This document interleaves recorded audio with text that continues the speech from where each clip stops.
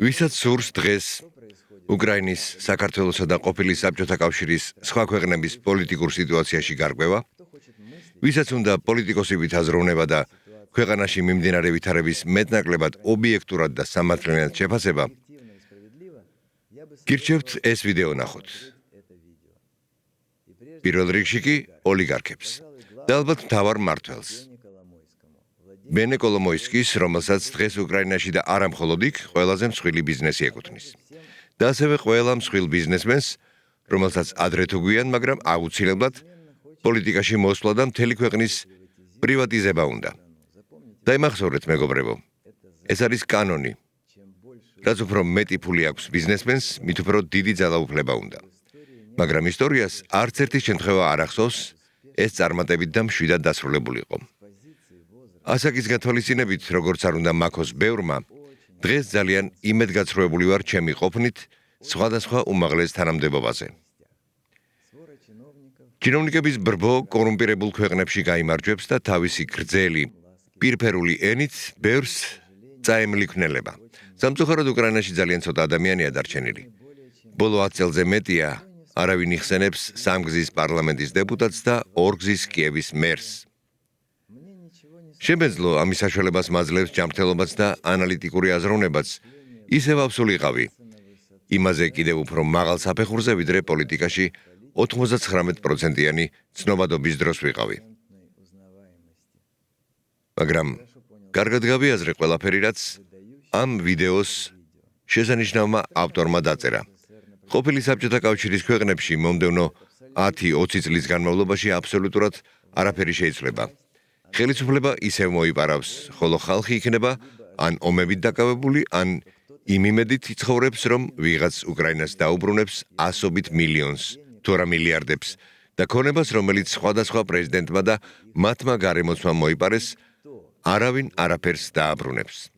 უბრალოდ არავინ არაფერს დაუბრუნებს ხალხს, რადგან ეს ყველაფერი ძალიან მარტივი სქემით უკვე დაბრუნებულია.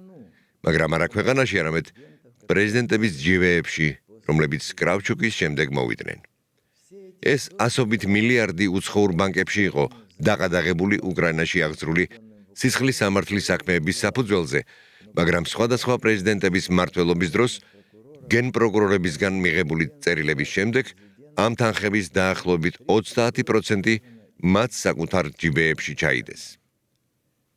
ვინც იპარავდა, ასეთი კი 100-მდე ადამიანია, სხვა გამოსავალი არ ქონდა.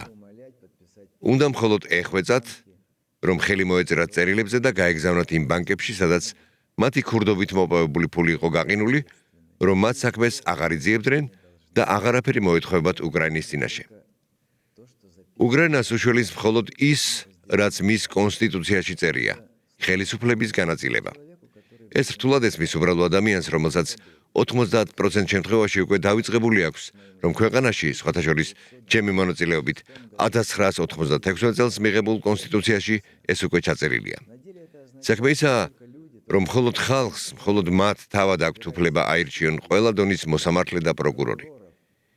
შეიძლება გარდა უზენაესი სასამართლოს მოსამართლეებისა, როგორც ამერიკაში. ეს ნიშნავს, რომ აღარავინ შეძლებს მართოს მართლმსაჯულება გაძარცულ ქვეყანაში, როგორც წესი, ეს მოსამართლეები და პროკურორები თქვენი მეზობლები იქნებიან. მათზე გაიგებთ მეგობრების ან ნაცნობების გადმოცემით, როგორც პატიოსან ადამიანებზე და მათზე მუდმივი კონტროლი იქნება. ცხოვრობს თქვენი მეზობელი მოსამართლე და არ მდიდრდება.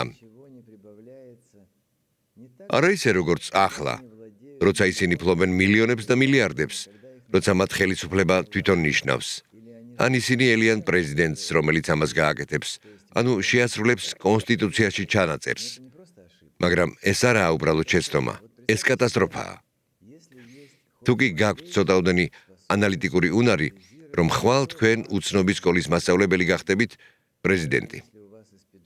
მაშინაც კი თუ თქვენი პიჯაკიდან პატარა ფრთები წამოიზრდება, უკვე შემდეგი დღიდან თქვენთან მოვლენ კოლომოისკი, ახმეტოვი და სხვები, ვისაც ექნება წვდომა თქვენს კაბინეტზე, ან ცოლზე, ან შვილებზე. თუ ის ბიზნესმენები არიან, რომლებიც კარგად ისრობენ ქვეყნის ეკონომიკას, ისინი შემოგთავაზებენ მარტივ და ძალიან საჭირო ეკონომიკურ რეფორმებსა და კანონებს და გთხოვენ, მხოლოდ იყოთ მათი მრჩევლები. თქვენ დაინახავთ მათ ეფექტურობას. მაგრამ თანდათან მთავარ პოზიციებზე სახელმწიფო საწარმოებში დაინიშნებიან მათი ადამიანები იმ არგუმენტით, რომ მათი პირობა შეუძლებელია შესრულდეს, თუ არა მათი ადამიანები, მომზადებული მენეჯერები, რომლებიც იმუშავებენ ამ გადაწყვეტილებაზე. და თქვენ დათანხმდებით, რადგან არჩევანი არ გექნებათ. ასე იწყება ხოლმე.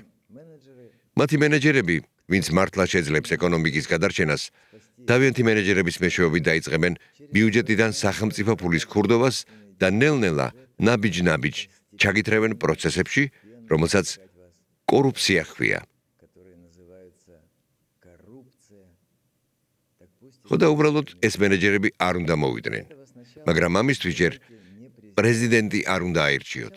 ჯერ უნდა გაყოთ ხელისუფლება საკანონმდებლო, ეს არის პარლამენტი, რომელიც არ ემორჩილება არავის, გარდა იმ კანონებისა, რომელთაც თავად მიიღებს და რომლებიც შეესაბამება კონსტიტუციას და აღმასრულებელ. ეს არის პრეზიდენტი და პრემიერ-მინისტრი, რომლებიც ერთად მუშაობენ.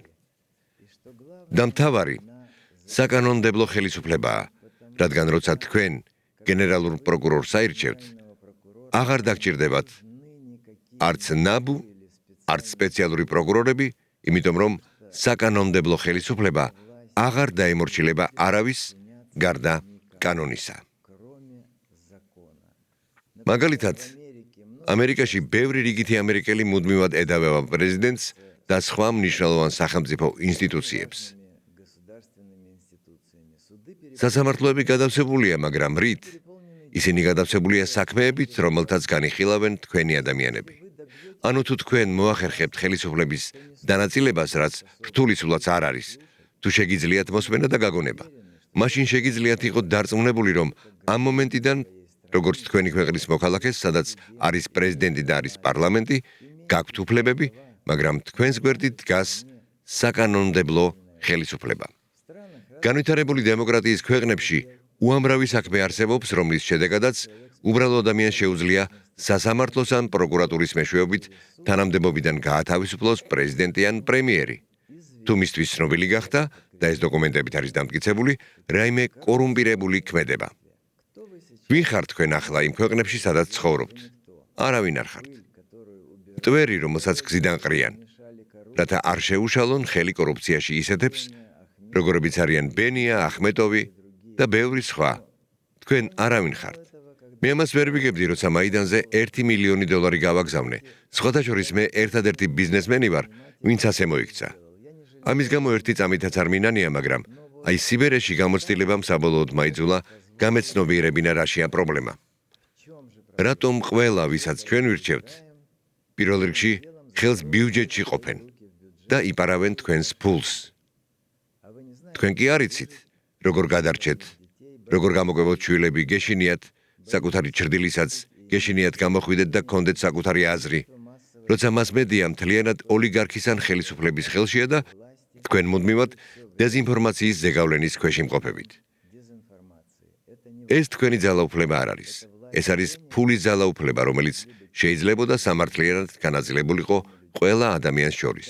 შემდეგ, თუ დააჭერთ ზარის ღილაკს და გამოიწერთ გვერდს, მიხვდებით, რომ უკრაინასა და საქართველოს, რომლის მოქალაქეც ასევე ვარ, აქვს შანსი გადაიქცეს მეორე შვეიცარიად, ან ავსტრიად, ან თუნდაც მონაკოთ.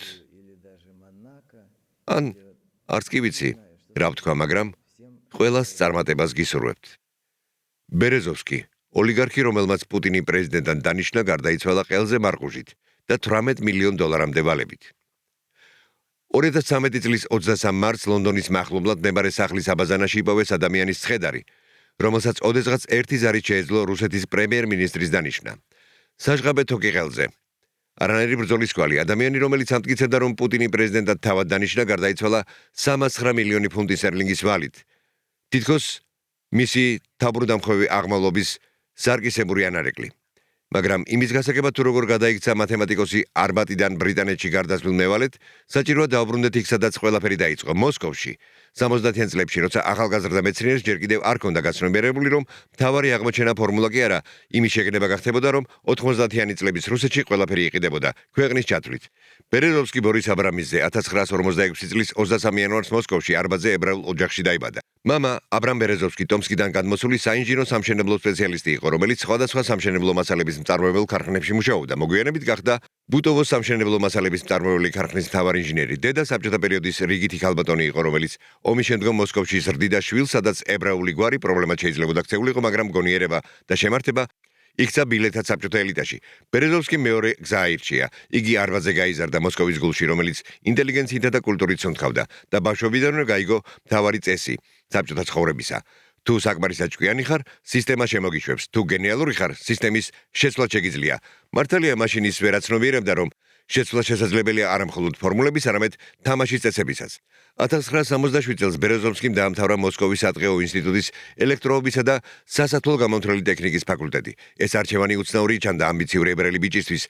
არც მოსკოვის სახელმწიფო უნივერსიტეტი, არც ფისტექი, არამედ სატყეო ინსტიტუტი, მაგრამ ბერეზოვსკიმ წესების მიხედვით თამაში იცოდა. ამ ინსტიტუტში შესაძლებელი იყო მეცნიერებაში მოსვლა ზედმეტი ეროვნული საკითხების გარეშე. მერე უკვე შეიძლებოდა უფრო მაღლა ასვლა და ასეც მოხდა.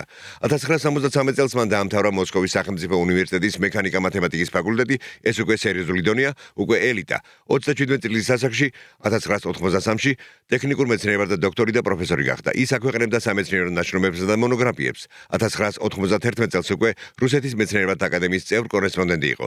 ქაღალდზე ბრწყინვალე სამეცნიერო კარიერა, მაგრამ ბერეზოვსკის შიგნით უკვე მწიფდებოდა გააზრება საბჭოთა კავშირში მეცნიერი პატივსაცემია, მაგრამ არა მდიდარი.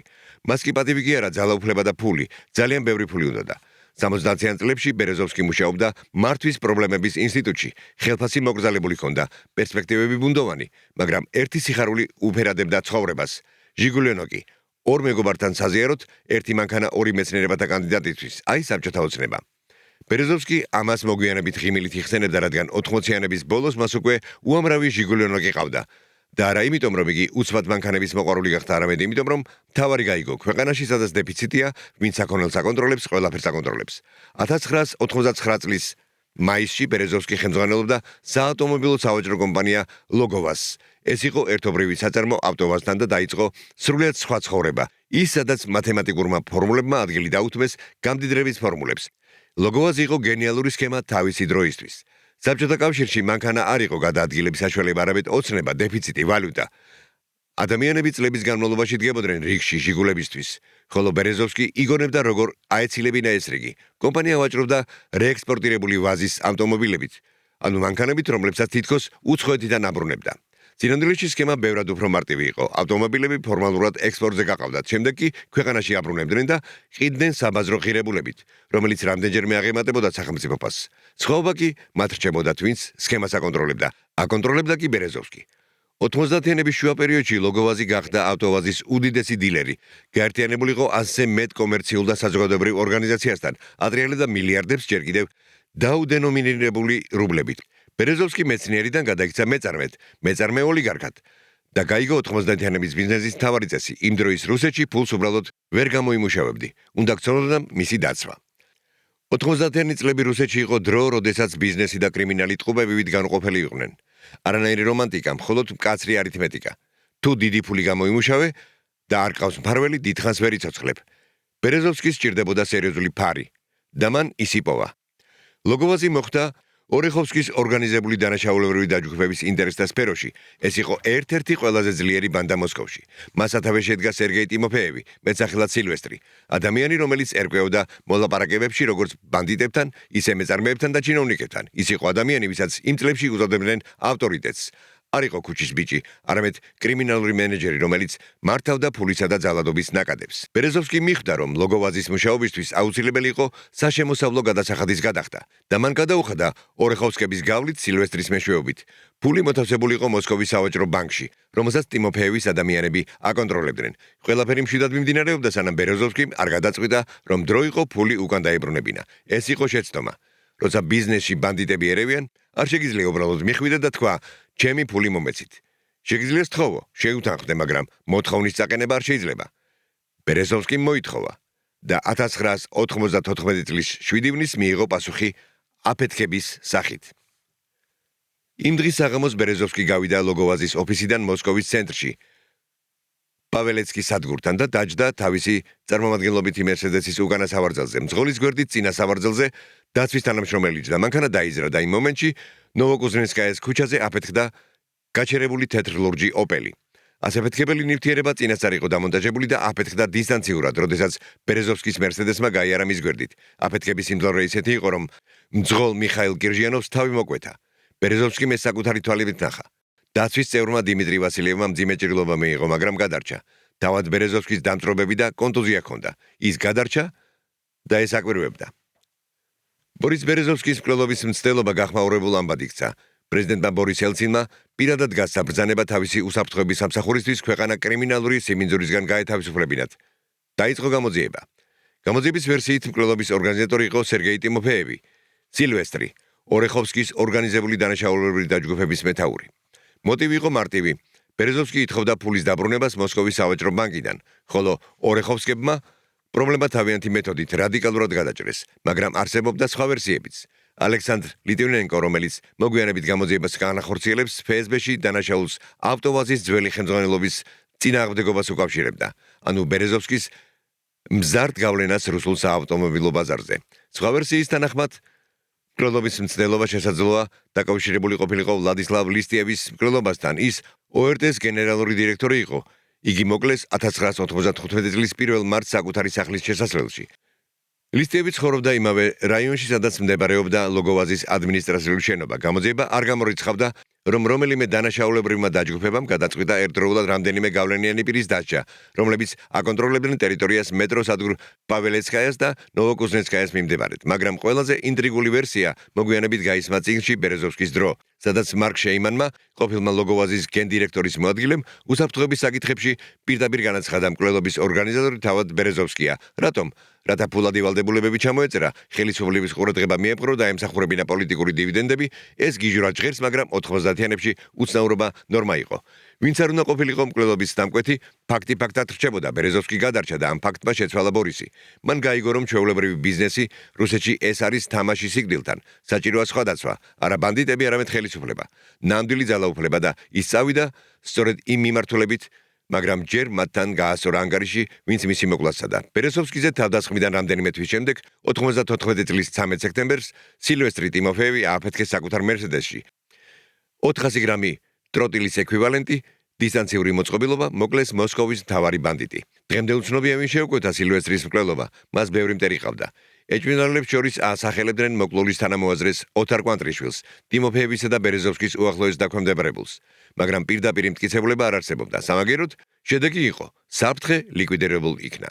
ბერეზოვსკის აუნაზღაურეს მოსკოვის სავაჭრო ბანკში დაკარგული სრული თანხა 1 მილიარდ 200 მილიონი რუბლი. თანხა პროცენტებთან ერთად. ცოტა ხანში ბერეზოვსკი მოითხოვა შეწყვეტილიყო მის წინააღმდეგ განხორციელებული თავდასხმის საქმე, რომელსაც მოსკოვის საქალაქო პროკურატურა იძიებდა.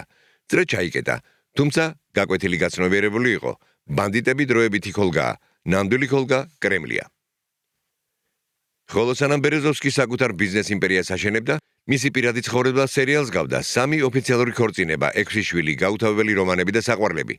იგი არ მალავდა, რომ ქალები უყვარდა და ქალებსაც უყვარდა ის. უпростоრად უყვარდათ მისი ფული და გავლენა, მაგრამ 90-იანებში ეს ერთსა და იმავეს ნიშნავდა. პირველად ბერეზოვსკი 70-იან წლებში დაქორწინდა. მისი ცოლი ნინა კოროტკოვა მოსკოვის სატყეო ტექნიკური ინსტიტუტის სტუდენტი იყო. ისინი ერთად ცხოვრობდნენ 1991 წლამდე, შემდეგ განქორწინდნენ. ნინამ ბერეზოვსკის შვილები გაუჩინა, მაგრამ როდესაც მისმა ქმარმა დიდი ფული იშოვა, მათი ქორწინება დასრულდა. მეორე მეუღლეს, ეკონომისტ გალინა ბეშაროვას, ბერეზოვსკი ჯერ კიდევ 1991 წელს შეხვდა. ისინი ერთმანეთს ნინასთან განქორწინებამდე ხვდებოდნენ, რაც ბერეზოვსკისთვის ბუნებრივი იყო. მას არასოდეს უყვარდა ლოდინი. 91 წელს ბეშაროვა და ბერეზოვსკი დაქორწინდნენ. სწორედ გალინამ, როგორც მისი ახლობლები ამბობდნენ, დაარწმუნა ბორისი, რომ მეცნიერება მიეტოვებინა და ბიზნესისთვის მიეხედა. როდესაც ისინი ერთმანეთს შეხვდნენ, იგი უბრალოდ მათემატიკოსი იყო, ლაბორატორიის გამგე. გალინამ მასში პოტენციალი დაინახა.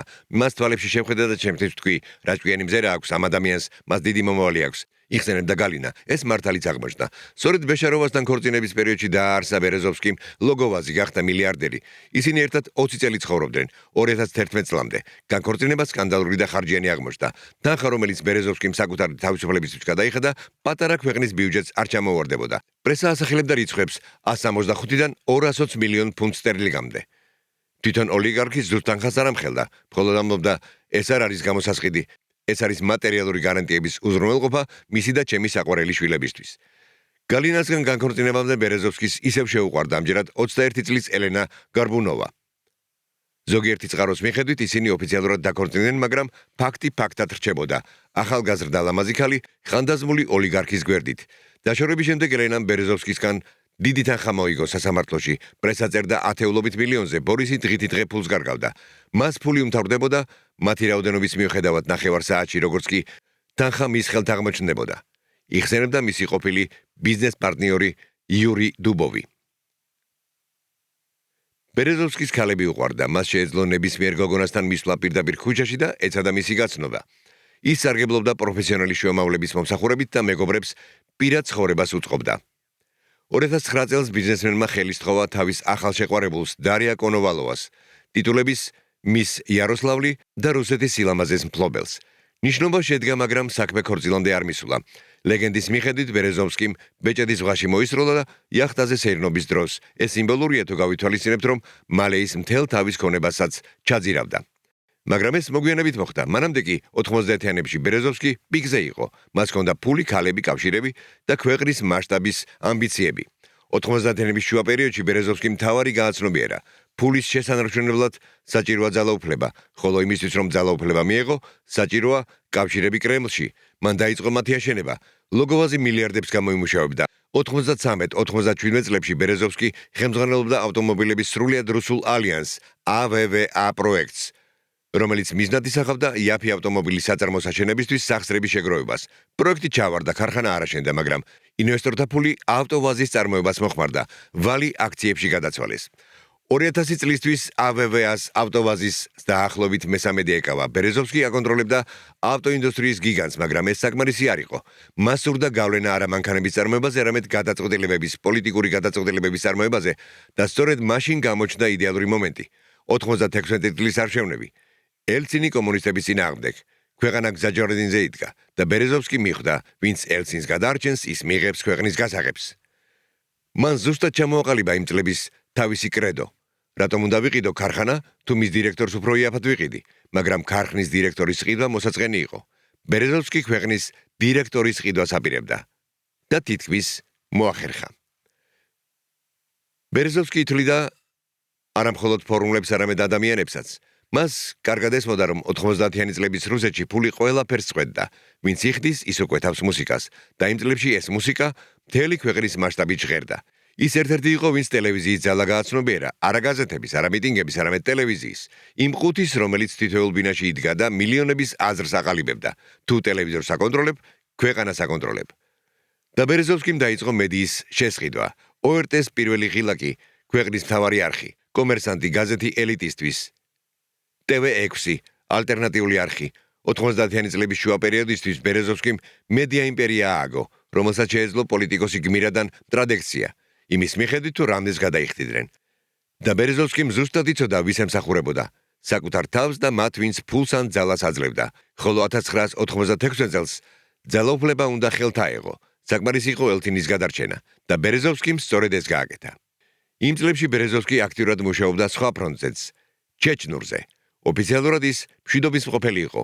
მონაწილეობდა მძევლების გათავისუფლებაში, აწარმოებდა მოლაპარაკებებს მებრძოლებთან. არაოფიციალურად კი ხმები დადიოდა, რომ ის იმავე მებრძოლებს აფინანსებდა. 96 წლის დეკემბერში ბერეზოვსკიმ შეძლო 22 ომონის თანამშრომლის გათავისუფლება, რომლებიც სალმან რადუევის რაზმს ჰყავდა დატყვევებული. შემდეგ მან გაათავისუფლა NTV-ს კორესპონდენტი ელენა მასიუკი და პრეზიდენტის სრულუფლებიანი წარმომადგენელი ვალენტინ ლასოვი. ყოველ ჯერზე ის შოუს დგამდა. პრესა აეროპორტში კამერები მზადყოფნაში ბერეზოვსკი ყვებოდა მორიგი გათავისუფლების ოპერაციაზე, ხოლო გათავისუფლებულები ჩუმად ხდებოდნენ მანქანებში და უჩინარდებოდნენ. თავისუფლების პირობები, გამოსასყიდი თანხა, ყველაფერი საიდუმლო რჩებოდა. ბერეზოვსკი კი პოლიტიკურ წრეებში სიამაყი იტყვება ჩეჩნეთის საკნებიდან მორიგი წარმატებული გათავისუფლების შესახებ, მაგრამ ბევრს უჩნდება კითხვა, როგორ ხდება, რომ ადამიანები 2-3 დღეში თავისუფლებიან, ხანდახან სულ 1 დღეშიც კი და რატომ ყოველთვის ბერეზოვსკი? სწორედ აქ ჩნდებოდა პასუხგაუცემელი კითხვები და ეჭვები. გენერალ-პოლკოვნიკი გენადი ტროშევი თავის მემუარებში 2001 წელს იხსენებდა ახმად კადიროვის სიტყვებს, რომ ბერეზოვსკი თითქოს აფინანსებდა ჩეჩნელ ტერორისტ შამილ ბასაევს და გადაურიცხა მას $1 მილიონი. მტკიცებულება არ არსებობდა, მაგრამ ხმები დადიოდა. ბერეზოვსკი უარყოფდა, მაგრამ 90-იანების რუსეთში უარყოფას ცოტა მნიშვნელობა ჰქონდა. და მაინც ვინ იყო ბერეზოვსკი 90-იანების ბოლოს? მათემატიკოსი, რომელმაც ფორმულები ფულზე გაცვალა, ბიზნესმენი, რომელმაც გაიგო, რომ ბიზნესი ხელისუფლების გარეშე სიკვდილთან თამაშია, ოლიგარქი, რომელმაც გადაწყვიტა, რომ ძალაუფლებას იყიდდა და თითქმის შეძლო ამის გაკეთება. მას ჰქონდა ფული, მედია, კავშირები კრემლში, გავლენა ელცინზე. ის გადაურჩა თავდასხმას, გადაურჩა ბანდიტურ ანგარიშწორებებს, ისწავლა ერთდროულად კრიმინალთან და ხელისუფლებასთან თამაში. მისი პირადი ცხოვრება ქაოსი იყო, ცოლები, საყვარლები და მილიონიანი განქორწინებები. მისი ბიზნესი იყო იმპერია, ლოგოვაზი, ავტოვაზი, ORT და კომერსანტი. მისი ამბიციები ქვეყნის მასშტაბისა იყო. მას მართლა ჯეროდა, რომ შეუძლია რუსეთის ჩრდილიდან მართვა, რომ არის რუხი კარდინალი, რომელიც ძაფებით პრეზიდენტებს მართავს. ის პიკზე იყო, მაგრამ თავარი არ ესმოდა. 90-იანების რუსეთში პიკი ყველაზე საშიში წერტილია, რადგან პიკიდან მხოლოდ ერთი გზა არსებობს, ქვემოთ. მაგრამ ეს მხოლოდ დასაწყისი იყო. ის გადაურჩა თავდასხმას მერსედესის აფეთქებით და გადაწყვიტა, რომ გადარჩენა შემთხვევითი არ ყოფილა. ეს ნიშნავს, რომ ბედი მას მეც უმზადებს და მართალიც იყო, უმზადებს ოღონდ იმას, რაც წარმოდგენილი არ ჰქონდა. 96 წლის იანვარში შვეიცარიულ დავოსში შეიკრიბა 7 ადამიანი, რომლებიც აკონტროლებდნენ რუსეთის ეკონომიკის 50%-ს. ისინი შეთანხმდნენ დაეცვათ ელცინი კომუნისტებისგან არჩევნებში. საპირწონედ ქვეყანა განისაზღვრა.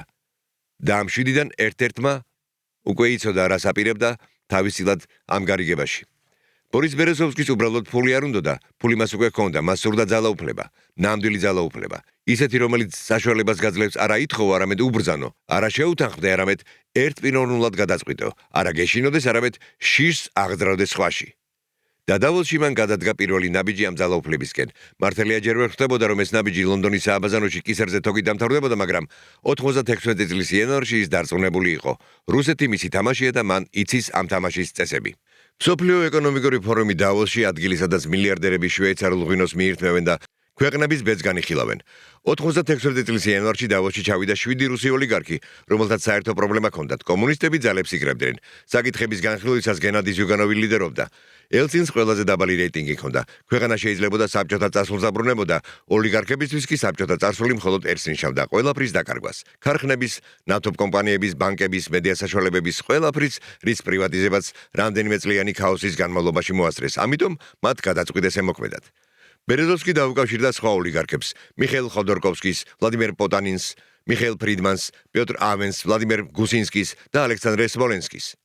მათ ერთად შექმნეს ალიანსი, რომელსაც მოგვიანებით დავოსის პაქტს უწოდებენ. არსი მარტივი იყო ელცინის ხელახლა ასარჩევად თანხების, მედიისა და ადმინისტრაციული რესურსების გაერთიანება. საქმე 140 მილიონი გირვანქა სტერლინგი ჯდებოდა. ეს უზარმაზარი თანხა იყო ოლიგარქების სტანდარტებითაც კი, მაგრამ მათ ესმოდათ, რომ ზიუგანოვის გამარჯვების შემთხვევაში მილიარდებს კარგავდნენ, ასე რომ 140 მილიონი გირვანქა სტერლინგი მათ ცხოვრებაში საუკეთესო ინვესტიცია იყო. ბერეზოვსკი მოგვიანებით სიამაყით უწოდებს იმ $45 მილიონ, რომელიც მან პირადად ჩადო თავის ყველაზე ეფექტურ ინვესტიციას და ის მართალი იყო, რადგან ამ ფულით მან არა მხოლოდ ელცინის გამარჯვება იყიდა, არამედ კრემლში შესასვლელი ბილეთიც. მოსკოვში დაბრუნების შემდეგ ბერეზოვსკიმ გაიცნო ელცინის ქალიშვილი ტატიანა დიაჩენკო და დაუმეგობრდა მას. ეს გადამწყვეტი ნაცნობობა იყო. ტატიანა მხოლოდ პრეზიდენტის ქალიშვილი არ იყო. ის იყო მისი ნდობით აღჭურვილი პირი, მრჩეველი და ფაქტობრივად ეგრეთ წოდებული ოჯახის ელცინის უახლოესი გარემოცვის წევრი, რომელიც რეალურად ქვეყანას მართავდა. ბერეზოვსკი მალევე მიხვდა, რომ პრეზიდენტზე გავლენის მოსახდენად მასთან პირადად შეხვედრა აუცილებელი არ იყო. საკმარისი იყო მის ქალიშვილთან მეგობრობა, ამიტომ მან მასთან მეგობრობა დაიწყო. ტატიანა მის თავის ნდობით აღჭურვილ პირთა წრეში მიიღო. ბერეზოვსკის უკვე ხელი მიუწვდებოდა ინფორმაციაზე, გადაწყვეტილებებსა და გეგმებზე. ის მათიანი გახდა. 96 წლის ზაფხულში კი, როდესაც არჩევნები გადამწყვეტ ფაზაში შევიდა, ბერეზოვსკიმ ანატოლი ჩუბაისთან ერთად ორგანიზება გაუწია იმას, რასაც მოგვიანებით რუსეთის ხსნას დაარქმევენ. სინამდვილეში ეს მათი საკუთარი აქტივების გადარჩენა იყო, მაგრამ ისტორიას გამარჯვებულები წერენ. 96 წლის საარჩევნო კამპანია ბინძური, სასტიკი და უპრინციპო იყო. ბერეზოვსკიმ ელცინ შესთავაზა ანატოლი ჯუბაისის საარჩევნო შტაბის ხელმძღვანელად დაენიშნა. ჯუბაისი ტექნოკრატი იყო, ცივი გონებით თვლიდა ყველაფერს. დახელოვნებული იყო რთული ოპერაციების ორგანიზებაში. ბერეზოვსკი კი ფულითა და მედია რესურსებით უზრუნველყოფდა. ORT ნომერ პირველი არხი 24 საათის განმავლობაში ელცინისთვის მუშაობდა. კომუნისტებს საფრთხედ წარმოაჩენდნენ ელცინს კი მხსნელად. ბერეზოვსკიმ პირადად დაარწმუნა გენერალი ალექსანდრე ლებედი, რომ მხარი დაეჭირა ელცინისთვის არჩევნებში უშიშროების საბჭოს მდივნის თანამდებობის სანაცვლოდ. ლებედი დათანხმდა და თავისი ხმები მიიტანა. მეორე ტურში ელცინმა გაიმარჯვა, კომუნისტები დამარცხდნენ. ოლიგარქებმა შვებით ამოისუნთქეს. ბერეზოვსკიმ კი თავისი ჯილდო მიიღო. 96 წლის 29 ოქტომბერს იგი რუსეთის ფედერაციის უშიშროების საბჭოს მდივნის მოადგილედ დაინიშნა. არბატის ქუჩიდან მოსული მათემატიკოსი ქვეყნის უსაფრთხოებაზე პასუხისმგებელი თანამდებობის პირი გახდა. ხუმრობასავით ისმის, მაგრამ ასეთი იყო 90-იანი წლების რეალობა. ბერეზოვსკის უშიშროების საბჭოს მდივნის მოადგილედ დანიშნვამ გაუგებრობა გამოიწვია. მეცნიერ მათემატიკოსი, საეჭვო რეპუტაციის მქონე ბიზნესმენი, კრიმინალური კავშირების მქონე ადამიანი და უცებ ის ქვეყნის უსაფრთხოებაზე პასუხისმგებელი პირი გახდა. მაგრამ ლოგიკა რკინისა იყო. უშიშროების საბჭოს მაშინდელი მდივანი ივან რიფკინი იხსენებდა, რომ ბერეზოვსკი მის მოადგილედ დანიშნეს მისი როგორც კერძო ბიზნესის წარმომადგენლის სურვილის თანახმად. ჩარეული იყო ჩეჩნეთის კონფლიქტში. ბერეზოვსკი მართლაც აქტიურად მუშაობდა ჩეჩნეთთან, აწარმოებდა მოლაპარაკებებს, ათავისუფლებდა მძევლებს და ჰქონდა კავშირი საველე მეთაურებთან. ოფიციალური ვერსიით ის იყო მშვიდობის მყოფელი, რომელიც სახელმწიფოს პრობლემის მოგვარებაში ეხმარებოდა. არაოფიციალური ვერსიით ის ორივე მხარეს თამაშობდა, ჰქონდა ფინანსური ინტერესები რეგიონში და თავის თანამდებობას პირადი გამორჩენისთვის იყენებდა. როგორც ყოველთვის ბერეზოვსკის შემთხვევაში სიმართლე სადღაჩუაში იყო, მაგრამ ფაქტი ფაქტად რჩებოდა. სახელმწიფო თანამდებობის გულისთვის მან უარი თქვა ისრაელის მოქალაქეობაზეც კი, რომელიც 1993 წელს მიიღო. ბერეზოვსკის ესმოდა, რომ ისრაელის პასპორტით მქონე ებრაელის კრემლში უშიშროების საბჭოს მდივნის მოადგილის თანამდებობაზე მუშაობა 90-იანი წლებისთვისაც კი ნამეტანი იყო. მას არჩევანის გაკეთება მოუწია, მან კრემლი არჩია და შეეცდა, რადგან ისრაელი უფრო საიმედო აღმოჩნდა. ბერეზოვსკი ამ თანამდებობას ერთ წელზე მეტი ხნის განმავლობაში იკავებდა, 96 წლის 29 ოქტომბრიდან 97 წლის 4 ნოემბრამდე. ამ დროის მანძილზე მან ჩეჩნეთის საქმეებში სრულად ჩარევა მოახერხა. 97 წლის მაისში მისი უშუალო მონაწილეობით ხელი მოეწერა რუსეთის ფედერაციასა და ჩეჩნეთის რესპუბლიკას იჩქერიას შორის სამშვიდობო ხელშეკრულებას. მიუხედავად იმისა, რომ შვედურ ჯილდომდე საქმე არ მისულა, როგორც კრემლში ხუმრობდნენ, ბერეზოვსკიმ მაინც მიიღო პირველი კლასის ფაქტობრივი სახელმწიფო მრჩევლის წოდება. შტამბეჭდავა ჟღერს თუ დავივიწყეთ იმას, რომ რამდენიმე წლის შემდეგ მას ფედერალურ ძებნელად გამოაცხადებენ, მაგრამ ახლა ის მაღალ თანამდებობაზე იმყოფებოდა და ელცინამდე და მის ოჯახამდე სულ რამდენიმე ნაბიჯი აშორებდა. ბერეზოვსკი სამშვიდობო პროცესის ერთ-ერთი ორგანიზატორი და ჩეჩნეთის საკითხებში ფედერალური კომისიის წევრი გახდა. ის ჩეჩნეთში ჩადიოდა, საველე მეთაურებს ხვდებოდა და მძევლების გამოსასყიდს იხდიდა. შემდეგ კი ჩნდებოდა კითხვები, კონკრეტულად როგორ ხდებოდა მძევლების გათავისუფლება, რამდენს იხდიდნენ, ვის უხდიდნენ და სად მიდიოდა ეს ფული. სქემა მარტივი იყო და გენიალური. თუ დაუჯერებთ მათ, ვინც გვერდიდან აკვირდებოდა, მძევლები აყავდათ და ბერეზოვსკი მოლაპარაკებებისთვის ჩადიოდა. ერთი ან ორი დღის შემდეგ მძევლებს ათავისუფლებდნენ. აეროპორტში პრესა ინტერვიუს იღებდა ბერეზოვსკისგან, რომელიც ტყვეების გათავისუფლების კიდევ ერთი ოპერაციის შესახებ ყვებოდა. თუმცა რამდენ ხანს იყვნენ ისინი ჩეჩნეთთან, რა პირობებით მოხდა მათი გათავისუფლება, ტელემაყურებლები ვერ იგებდნენ.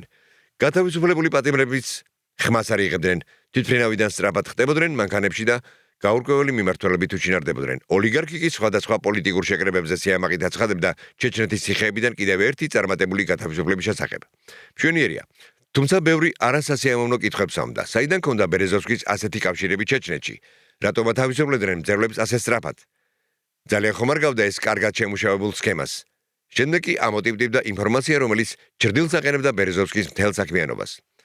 2001 წელს გენერალ-პოლკოვნიკმა გენადი ტროშევმა თავის მემუარებში პირდაპირ დაწერა. ახმად კადიროვის სიტყვების თანახმად ბერეზოვსკიმ სავარაუდოდ დააფინანსა ჩეჩენი ტერორისტი შამილ ბასაევი და მას $1 მილიონი გადაურიცხა.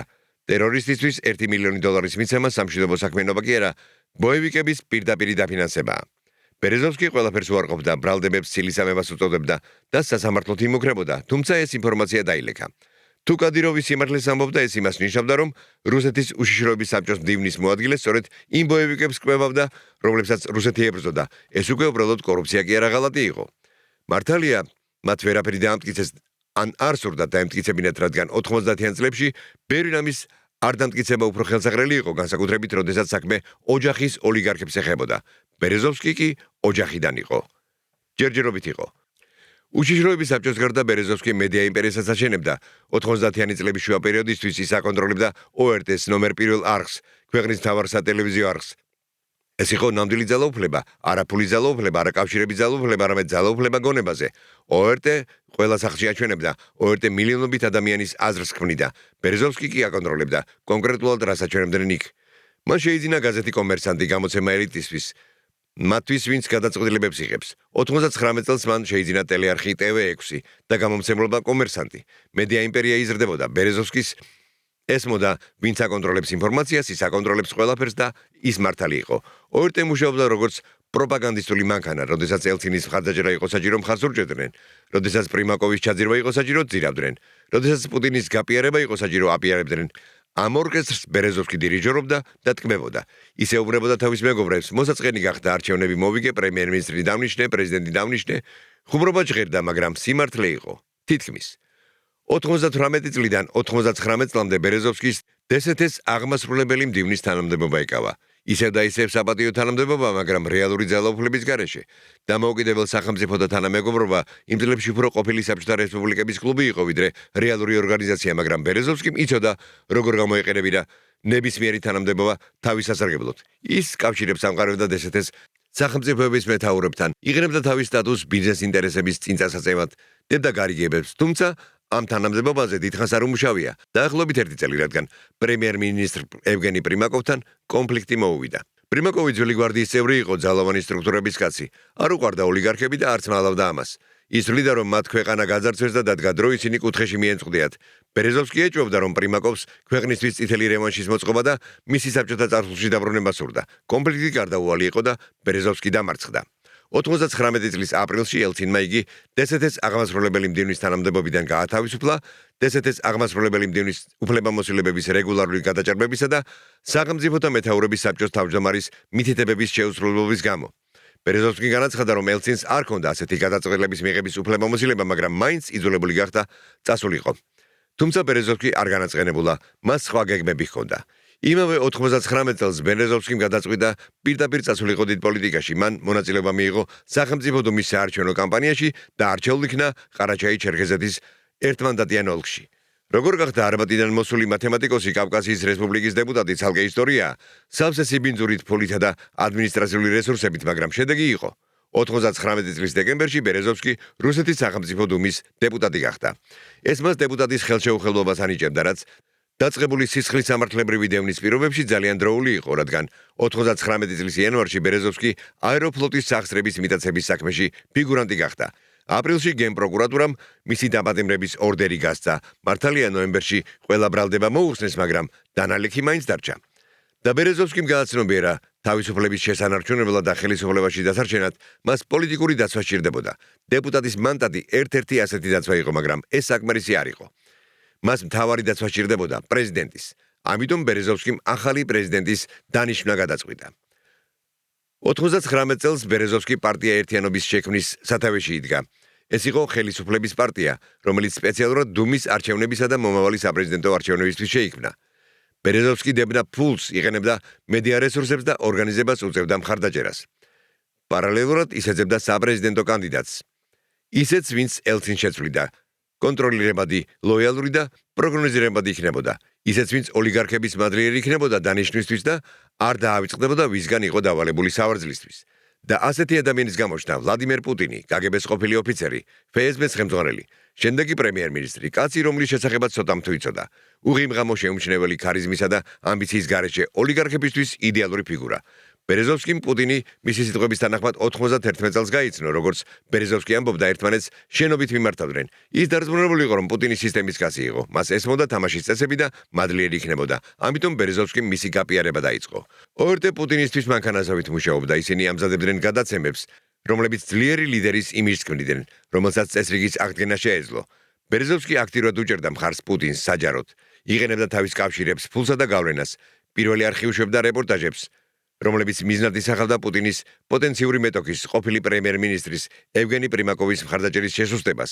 პრიმაკოვს ძირავდნენ, პუტინს კი განადიდებდნენ. ყველაფერი 90-იანი წლების პოლიტექნოლოგიის მეცნიერების მიხედვით ხდებოდა.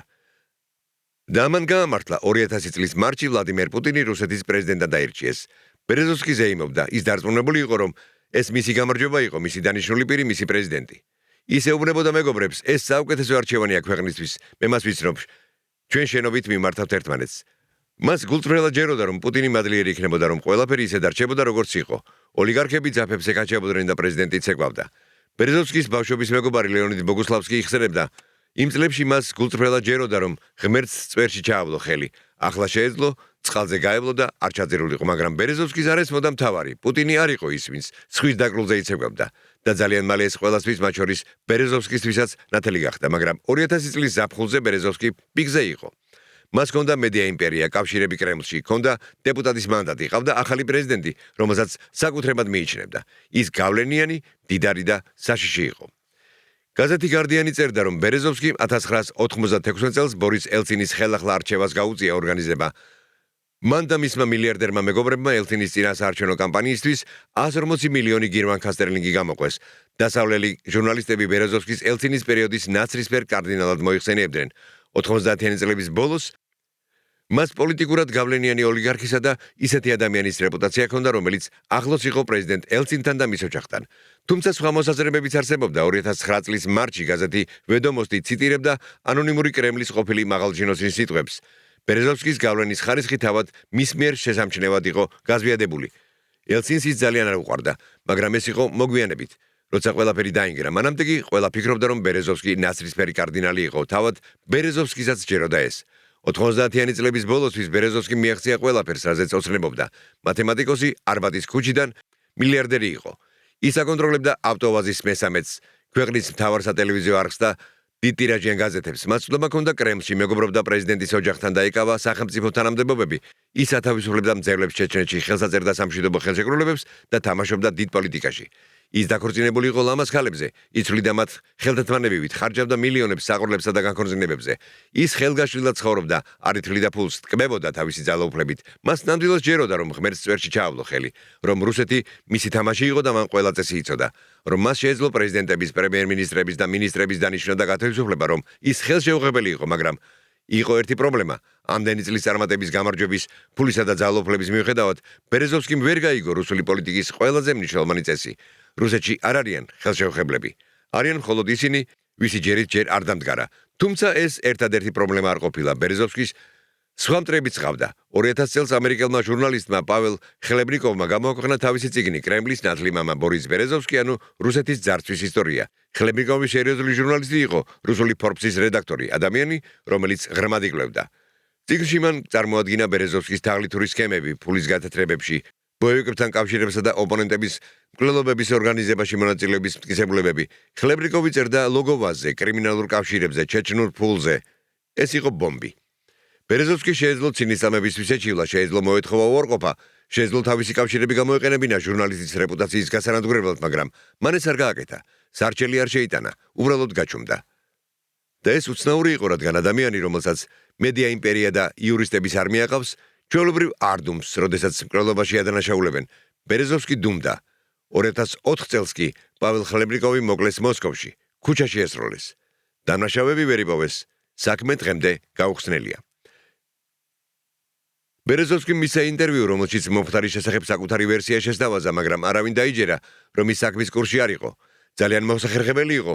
ჟურნალისტი წერს მამხილებელ წიგნს და უცებ მას კლავენ. დამთხევაა, 90-იან და 2000-იან წლებში რუსეთში ასეთი დამთხევები არ ხდებოდა.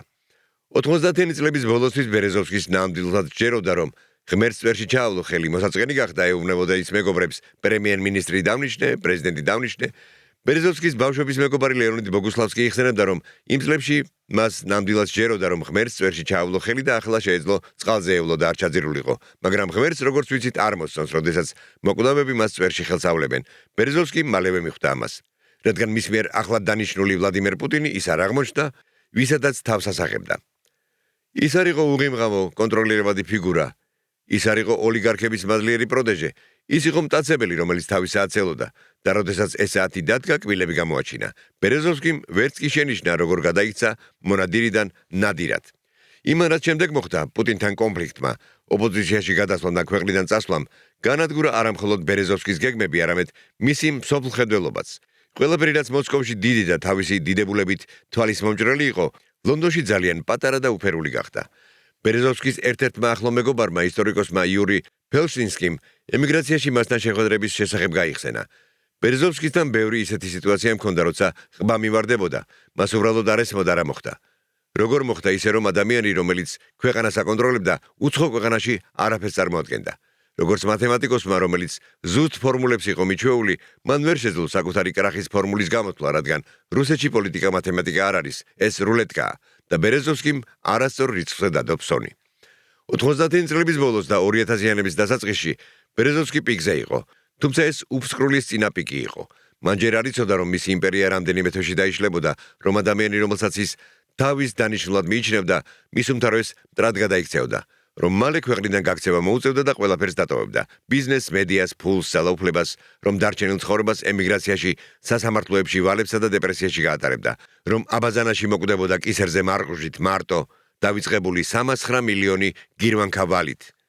მაგრამ ჯერჯერობით საუკუნეების გასაყარზე ის ბედნიერი იყო. მას ჯეროდა, რომ პრეზიდენტი დანიშნა და მართალიც იყო. მხოლოდ არა ისე, როგორც ფიქრობდა. მან არ იცოდა ყველაზე მნიშვნელოვანი. მისი ახალი დანიშვნა მისთვის ცხოვრების ყველაზე მტკივნეულ გაკვეთილს ამზადებდა. გაკვეთილს, რომ რუსეთში პრეზიდენტების შექმნა არ შეიძლება, რადგან რუსეთში პრეზიდენტებს არ მოსწონთ ის ხალხი, ვინც ისინი შექმნეს და ბერეზოვსკიმ ეს მალე გაიგო. საკუთარ ტყავზე იწვნია. 2000 წლის შემოდგომაზე პრეზიდენტის ადმინისტრაციაში მოკლე შეხვედრა გაიმართა. ალექსანდრ ვოლოშინმა ბერეზოვსკის ულტიმატუმი წაუყენა, ან ორ კვირაში ORD-ს გადასცემ, ან გუსინსკის გზას გაყვები. მეორე დღეს პუტინმა საქაღალდი ამოიღო და მონოტონურად დაიწყო კითხვა. პირველ არხს აკონტროლებს მხოლოდ ერთი ადამიანი. ბერეზოვსკი. ადამიანმა, რომელსაც ოლიგარქი თავის დანიშნულად მიიჩნევდა, მას ომი გამოუცხადა. ბერეზოვსკი იჯდა და არ ესმოდა რა ხდებოდა. ჯერ კიდევ გუშინ ისინი ერთმანეთს შენობით მიმართავდნენ. ჯერ კიდევ გუშინის ეხმარებოდა ამ ყველასთვის უცნობ ჩეკის პრეზიდენტი გამხდარიყო. დღეს კი ეს ჩეკისტი ცივი თვალებით უყურებდა და მონოტონური ხმით ამბობდა, რომ თამაში დასრულდა. ბერეზოვსკიმ თავის გამართლება ახსნა განმარტება მოლაპარაკებასა და პუტინი დაელოდა სანამ ის დაასრულებდა და თავისი ანგარიშის კითხვა განაგრძო. იმ მომენტში ბერეზოვსკი მიხვდა, რომ ცხოვრებაში ყველაზე დიდი შეცდომა დაუშვა, შექმნა ურჩხული, რომლის მართვასაც ვერ შეძლებდა. ეს ურჩხული კი უკვე კბილებს ილესავდა. ყველაფერი კარგად დაიწყო, ძალიან კარგად, რომ სიმართლე ყოფილიყო. ვლადიმერ პუტინი ხელისუფლებაში 2000 წლის მარტში მოვიდა და ბერეზოვსკი დარწმუნებული იყო, რომ მისი ტრიუმფი იყო ეს. მან კამპანიაში ფული ჩადო, ORT პროპაგანდისტულ მანქანად გამოიყენა და ორგანიზება გაუწია მხარდაჭერას პარტია ერთიანობის მეშვეობით. პუტინი არაფერს წარმოადგენდა FSB-ს ნაცრისფერი ჩინოვნიკი, სანქტ-პეტერბურგის მერის ყოფილი მოადგილე ქარიზმისა და საზოგადოებრივი გამოცდილების გარეშე. ელცინმა ის პრემიერ-მინისტრად 99 წლის აგვისტოში დანიშნა და ვერ ამიხვდებოდა რატომ, თუმცა ბერეზოვსკი მაშინვე მიხვდა, ის იდეალური ფიგურა იყო, მართვადი, ლოიალური, მადლიერი. კაცი, რომელსაც არ დაავიწყდებოდა, ვისგან იყო დავალებული სავარძლისთვის. და ბერეზოვსკიმ პუტინის პრეზიდენტად დანიშნა დაიწყო. ORD ყოველდღიურად გადასცემდა სიუჟეტებს ძლიერი ლიდერის შესახებ, რომელიც წესრიგს აღადგენდა. ბერეზოვსკი აფინანსებდა პარტია ერთიანობას, რომელიც პუტინს უჭერდა მხარს, ის იყენებდა თავის კავშირებს ადმინისტრაციული რესურსების უზრუნველსაყოფად. პარალელურად ძირავდა მის მთავარ მეტოქეს ევგენი პრიმაკოვს. პირველი არხი უშვებდა გადაცემებს, რომლებიც პრიმაკოვის მხარდაჭერის შესუსტებისკენ იყო მიმართული. ცნობილი ჟურნალისტი სერგეი დორენკო ORT-ზე ანადგურებდა ყოფილი პრემიერ-მინისტრის რეპუტაციას, იქეხებოდა მის წარსულში და მამხილებელი მტკიცებულებები გამოჰქონდა. ეს იყო ბინძური კამპანია, მაგრამ ეფექტური. პრიმაკოვის რეიტინგი იკლებდა, პუტინისა კი იზრდებოდა. ასე რომ 2000 წლის მარტში პუტინი პრეზიდენტად დაირჩიეს. ბერეზოვსკი გამარჯვებას ზეიმობდა, ის დარწმუნებული იყო, რომ აკონტროლებდა სიტუაციას. პუტინი კი მისი კაცი იყო. ისინი ერთმანეთს 91 წლიდან იცნობდნენ. შენობით მიმართავდნენ და კარგი ურთიერთგაგება ჰქონდათ. ბერეზოვსკი ჟურნალისტებს ეუბნებოდა, ეს საუკეთესო არჩევანია ქვეყნისთვის, მე მას ვიცნობ. ის ინტერვიუს აძლევდა, რომელშიც იამაყიტყებოდა, რა როლი მიუძღოდა პუტინის ხელისუფლებაში მოსვლაში. ის ეიფორიის პიკში იყო და ვერ ამჩნევდა, რომ ახალი პრეზიდენტი მას სრულიად სხვა თვალით უყურებდა. არა მადლიერი კანდიდატის, არამედ მტაცებლის თვალის, რომელიც თავის საათს ეღირსა. პირველი გამაფრთხილებელი ზარები ძალიან მალე გაისმა. არჩევიდან სულ რამდენიმე თვის შემდეგ პუტინმა თამაშის წესების შეცვლა დაიწყო. მან ოლიგარქების შეხვედრაზე დაიბარა და აუხსნა, პოლიტიკა ჩემია, ბიზნესი თქვენი. ნუ აურევთ ერთმანეთში, ვინც პოლიტიკაში ჩარევას დაიწყებს, ბიზნეს დაკარგავს. ბერეზოვსკიმ მოისმინა ეს, მაგრამ არ დაიჯერა. მას ეგონა, რომ ეს სხვა ოლიგარქებისთვის იყო და არა მისთვის.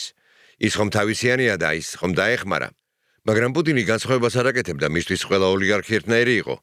დროებითი თანამგზავრები, რომელმაც დიდი წარმოდგენა შეიქმნეს საკუთარ თავზე 90-იანებში და დადგა დრო, ისინი ადგილზე მოესვათ. კონფლიქტი ORT-დან დაიწყო. 2000 წლის ზაფხულში არხმა გაუშვა სიუჟეტი წყალქვეშა ნავის კურსკის ჩაძირვის შესახებ. 12 აგვისტოს ატომური წყალქვეშა ნავი ჩაიძირა ბარენცის ზღვაში, დაიღუპა 118 ადამიანი. პუტინი იმ დროს კურორტზე ისვენებდა. მან არ შეწყვიტა შებულება და ტრაგედიის ადგილზე არ მივიდა. ეს ცინიკურად გამოიყურებოდა. ჟურნალისტი სერგეი დორენკო სწორედ ის, ვინც ბერეზოვსკის დაკვეთით პრიმაკოვს ძირავდა, ახლა პუტინს აკრიტიკებდა უმოქმედობისთვის. დორენკოს გადაცემა მკაცრი, ღვაწლიანი და კრემლისთვის არახელსაყრელი იყო. ბერეზოვსკიმ არ შეაჩერა ჟურნალისტი. უფრო მეტიც მან მხარი დაუჭირა კრიტიკას, რადგან თვლიდა, რომ ORT მისი არხი იყო და თავად წყვეტდა, რას აჩვენებდნენ იქ. პუტინს კი როგორც ნებისმიერ პრეზიდენტს გაკრიტიკების უფლება ჰქონდა, მაგრამ პუტინი სხვაგვარად ფიქრობდა. მისთვის ქვეყნის მთავარ არხზე კრიტიკა იმ ადამიანის მხრიდან, რომელიც თვითონ და მას მხარს უჭერდა, ღალატად ჩანდა, ამიტომ გადაწყვიტა სწრაფად და მკაცრად ემოქმედა. 2000 წლის სექტემბერში პრეზიდენტის ადმინისტრაციის უფროსმა ალექსანდრე ვოლოშინმა ბერეზოვსკის შეხვედრაზე დაიბარა. საუბარი მოკლე და კონკრეტული იყო. მომისმინე, უთხრა ვოლოშინმა, ან ორ კვირაში ORT-ს გადასცემ, ან გუსინსკის გზას გახვევი. ვლადიმერ გუსინსკი, სხვა მედია მაგნატი, NTV-ს მფლობელი, უკვე გახდა თავდასხმის ობიექტი.